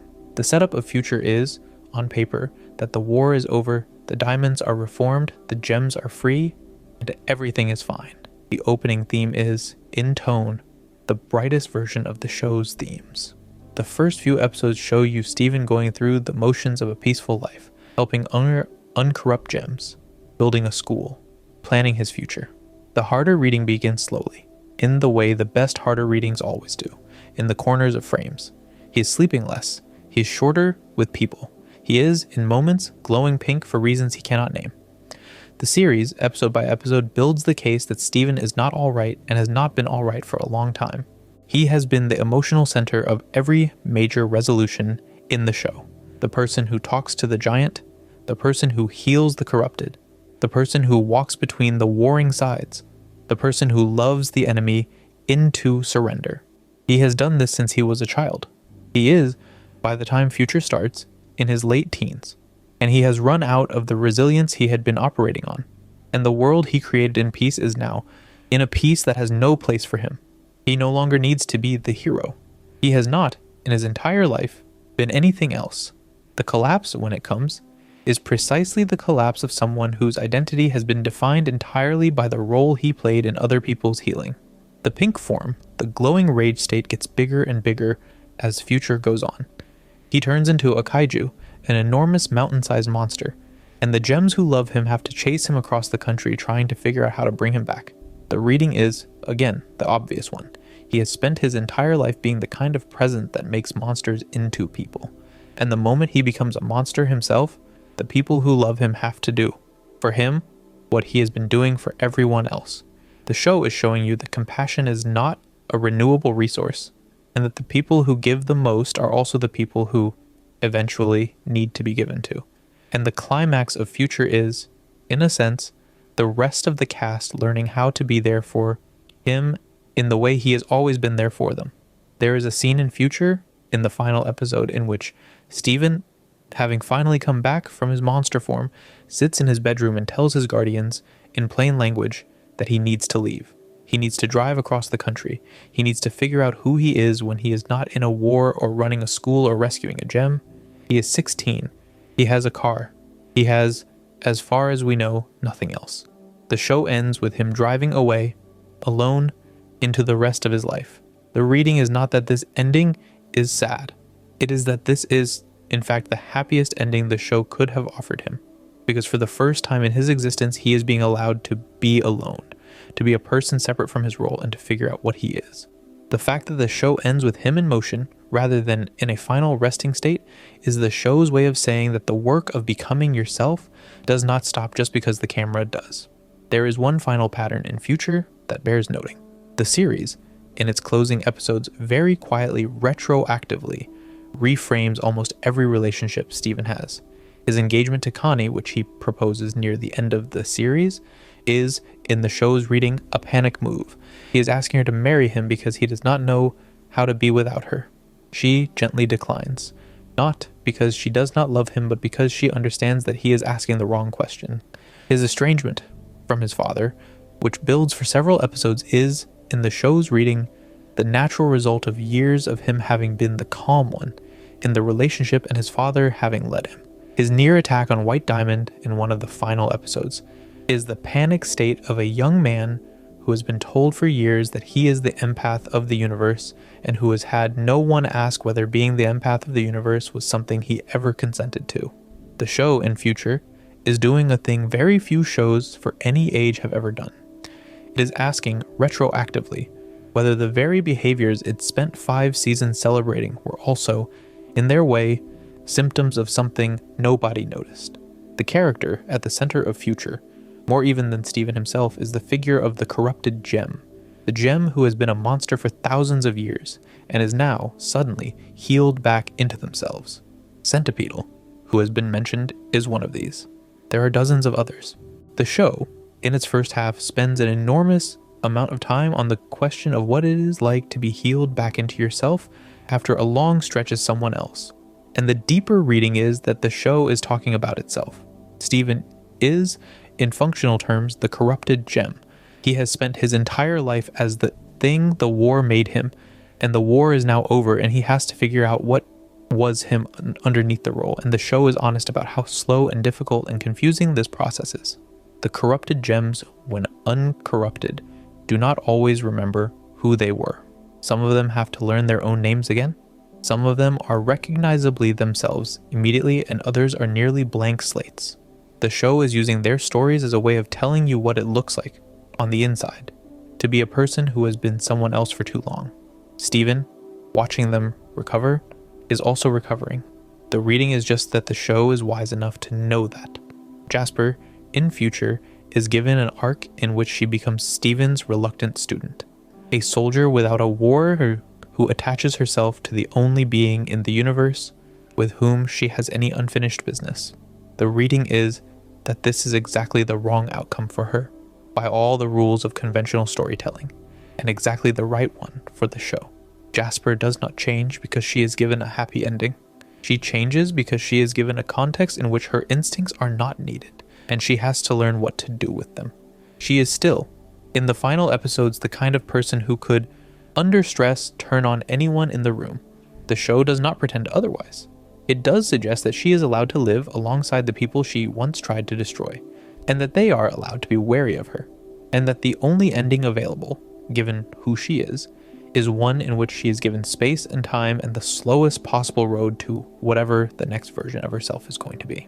Lapis, in future, gets the smallest and quietest of arcs, and the reading is that this is exactly right for her. She is, by the time future starts, more or less stable. She is living with Peridot. She is making art. She is helping with the school. She is, in a sense, the character on whom the original series spent the most direct trauma writing. And she has, off camera, in the gap between the original run and future, done some of the work of getting better. The show does not put her back in front of the camera as a tragic figure. It lets her be quiet. It lets her be, in some episodes, almost background. The point the show is making is the small one. Recovery, when it works, looks like a person who used to be in every episode now showing up only when she is needed, because the work of being a person is done off screen, and the show, in respecting that, is doing something almost no kids program has the patience for. Pearl, in future, gets to teach. The dance studio is hers. She is, in the final episodes, surrounded by children, doing the one thing she was made for in a way that is finally hers rather than her owner's. The reading is that this is a version of recovery, and it is also a version of repetition. She is teaching the same kind of grace she was made to perform. The show, generously, lets you read this either as victory or as compromise, and lets her decide which it is. Garnet, in future, gets to be tired. The show very quietly lets her be a person rather than a leader. She is married. She has a wife. She is allowed, for the first time in her existence, to be Ruby and Sapphire with each other, for stretches at a time, without the urgency of the war forcing them to stay fused. The reading is that this is, for them, a kind of permission they had been waiting for, and that the freedom to come apart is, for two people who have been together this long, as important as the freedom to fuse. Amethyst, in future, gets to be the older sister to a new generation of uncorrupted gems, who look up to her and ask her for advice. The reading is that she has, in fact, grown into the very role she had been told her whole life she was not fit for, and that the gems she is now helping look at her the way she used to look at Garnet. And the show is allowing her to discover that being defective, in the Empire's terms, was never the disqualification she thought it was. She becomes, in her own quiet way, the elder she did not know she could be. The diamonds, in future, are mostly off-screen. The show, having forgiven them as much as it can, does not, in its closing episodes, dwell on them. Spinel lives with them. They have agreed to be different. The reading is that this is the only way the show could end without unraveling itself. To bring the diamonds back to center stage in future would have meant relitigating their crimes, and the show, having decided that it was going to choose mercy over justice, does not have the moral architecture for that fight. So they recede. The implication is that they are doing the work, slowly, in whatever way beings of their scale can. The show trusts you to live with the uncertainty. There is one last thing the reading of Future asks us to look at, and it is the way the show frames the final episode. Steven gets into his car and drives away. He says goodbye to the people he loves. He does not, in his goodbyes, promise to come back soon. He does not promise to call. He just goes. The show, in this last image, is offering you what it has been offering you all along, which is a portrait of a person who has been carrying too much, finally putting it down. The implication is that he will be all right eventually. The implication is also that the show is not going to show you that work because the work is private, and because the show, by ending, is telling you that it trusts him to do it. The note is generous in the end. The show has, after all of this, decided that the boy who carried everyone gets to be, for the rest of his life, a person who is allowed to be loved without having to earn it. That this is the ending it offers him is, in many ways, the show's deepest argument about who deserves grace. And the answer it lands on is that anyone who has been giving it for that long deserves to receive some. If you step back from the individual characters and look at the show as a single piece, there is a final reading that subsumes most of the others, and it has to do with the show's relationship to the question of forgiveness. Steven Universe is, more than almost any other piece of mainstream animation, a story about whether the people who have done harm can be allowed back into a community. Rose did harm. The diamonds did harm. Jasper did harm. Even Spinel, on her first day of consciousness in centuries, did harm. The show, character by character, decides that forgiveness is not only possible but mandatory. That the only way the universe can survive the long aftermath of the war is if every former enemy is given a place to stand.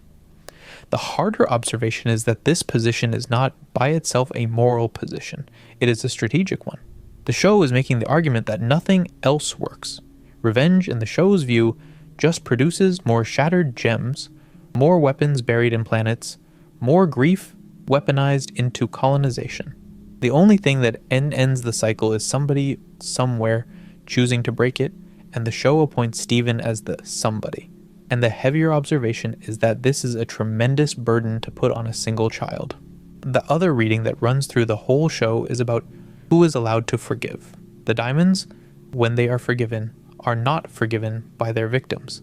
Their victims are mostly dead, shattered, or corrupted beyond the ability to consent. They are forgiven by Steven, who is partly pink, who is in a sense the one family member they have left. And the show is honest that this is the only mechanism available. There is nobody else with the standing. The corrupted gems are uncorrupted by Steven. They wake up briefly, in the same world in which their tormentors are now their neighbors. The show does not show you, in detail, what those conversations are like. The implication is that the show could not show you those conversations because there is no language for them. The world the show ends in is a world full of people who have been forced to live next to those who tried to destroy them. And the show, in its quiet way, asks you whether that is a world you can imagine being part of, and lets you decide for yourself. There is a thematic argument running through the show about the difference between the family you are given and the family you make, and the harder reading of this argument is not the heartwarming one. The family Steven is given is, by any reasonable standard, a wreckage of survivors. They love him. They were not, when he was born, ready to raise him. They became ready by raising him. The family he makes, in the form of Connie and the off-colors and the uncorrupted gems, and eventually even the diamonds, is a much wider net, and a much messier one, and includes by the end people who tried to kill him. The show's argument is that family, in this universe, is a verb. You do it. You decide every day to keep doing it. The honest observation is that this is exhausting, that this is the kind of family that requires every member to be in therapy, and not all of them have access to it, and that the show, in ending where it does, is leaving its characters with a kind of work that has no end. The optimistic reading is that they have at least decided to do the work together.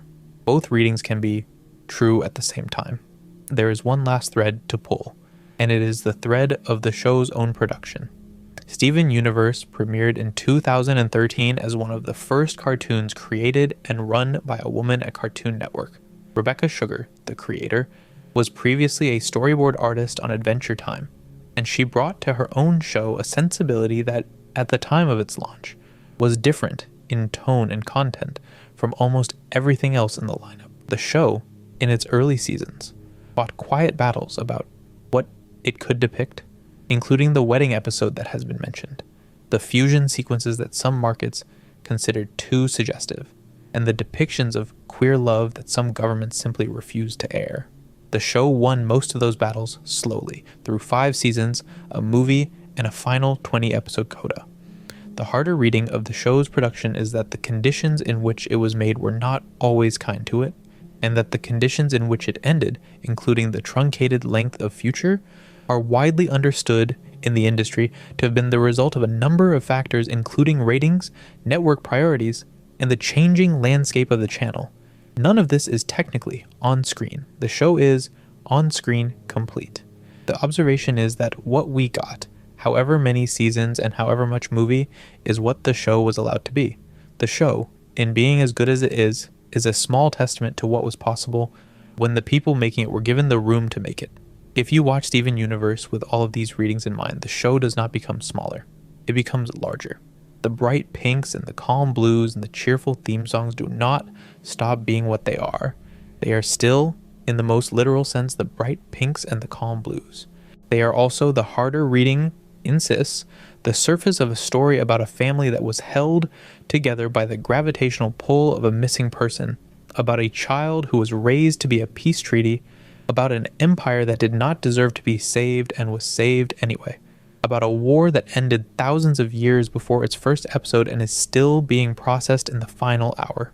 The colors stay soft, the trauma is real, and the show, in the way of the best long-form storytelling, lets you sit with it as long as you need to.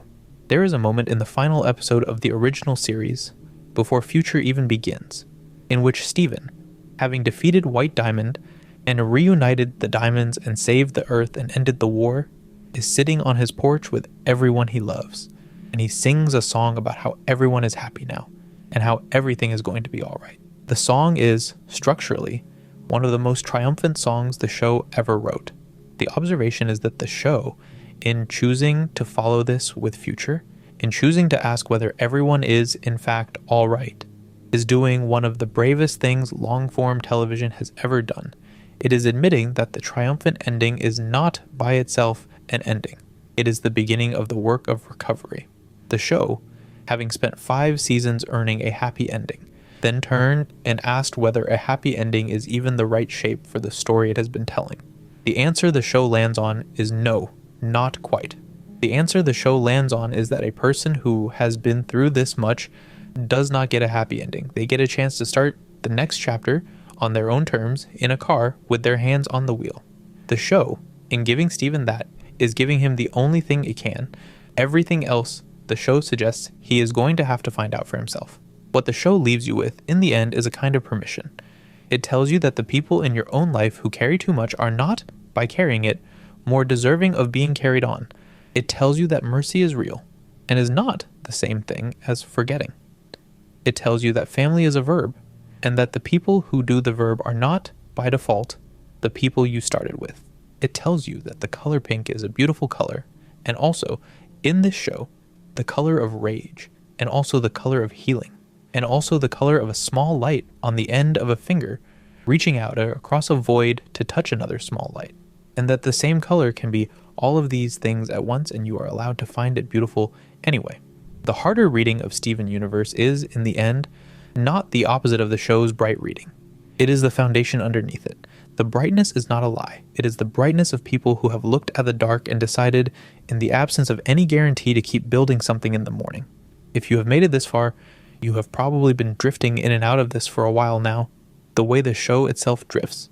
Steven Universe was a strange experiment in mainstream animation, the kind of show that every few weeks would suddenly do something nobody else in the medium was doing, and would do it with such quiet confidence that you almost missed how strange it was. It taught a generation of children, and the adults watching alongside them, that you could love a being who had done terrible things and still tell them, plainly that what they had done was wrong. It taught them that fusion, that love, that family, that grief were words that meant more than they had been told. It taught them, in the slowest possible way, that the brave thing is not always the loud thing, and that the strongest character in the room is sometimes the one who is, that day, allowed to be tired. The show is, as of the time of this video, more than a decade old. The original premiere was in 2013. The final episode of Future aired in early 2020, in the same first months of a world that was about to change in ways that none of us were ready for. The show, in retrospect, was almost the last thing many of us watched together as one piece in real time before the years that followed scattered us into our own houses and our own subscriptions. There is something almost unbearably appropriate about that. A show about a child whose mother created him as an apology for her own mistakes, who grew up to inherit her sins and her gifts both, who finally had to drive away alone to figure out who he was, ended just as the rest of us also had to figure out who we were in rooms by ourselves. The show, in its way, was preparing us for that.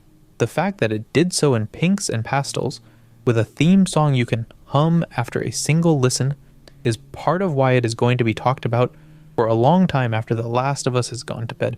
So that is the dark theory behind every Steven Universe character, or close to it, the version you can walk through and let yourself drift through, the version that does not need to be loud to be true. There is more. There always is. The show, the fans, the wiki, the books, the comics, the interviews, the fan readings, all of them keep adding rooms to a house that, more than a decade on, is still being built. If you find yourself awake at the end of this, the best thing to do is go back to the beginning of the show and watch it again, knowing what you know now, and see how much of this was always there. If you find yourself drifting off before the end, that is, in a sense, the better outcome. The show is, after all, a show about rest, eventually, about the people who have been holding everything together, finally being allowed to put it down. If you have been holding something heavy yourself, today, this is your permission to put it down for the night. The morning will be here, and so will the show.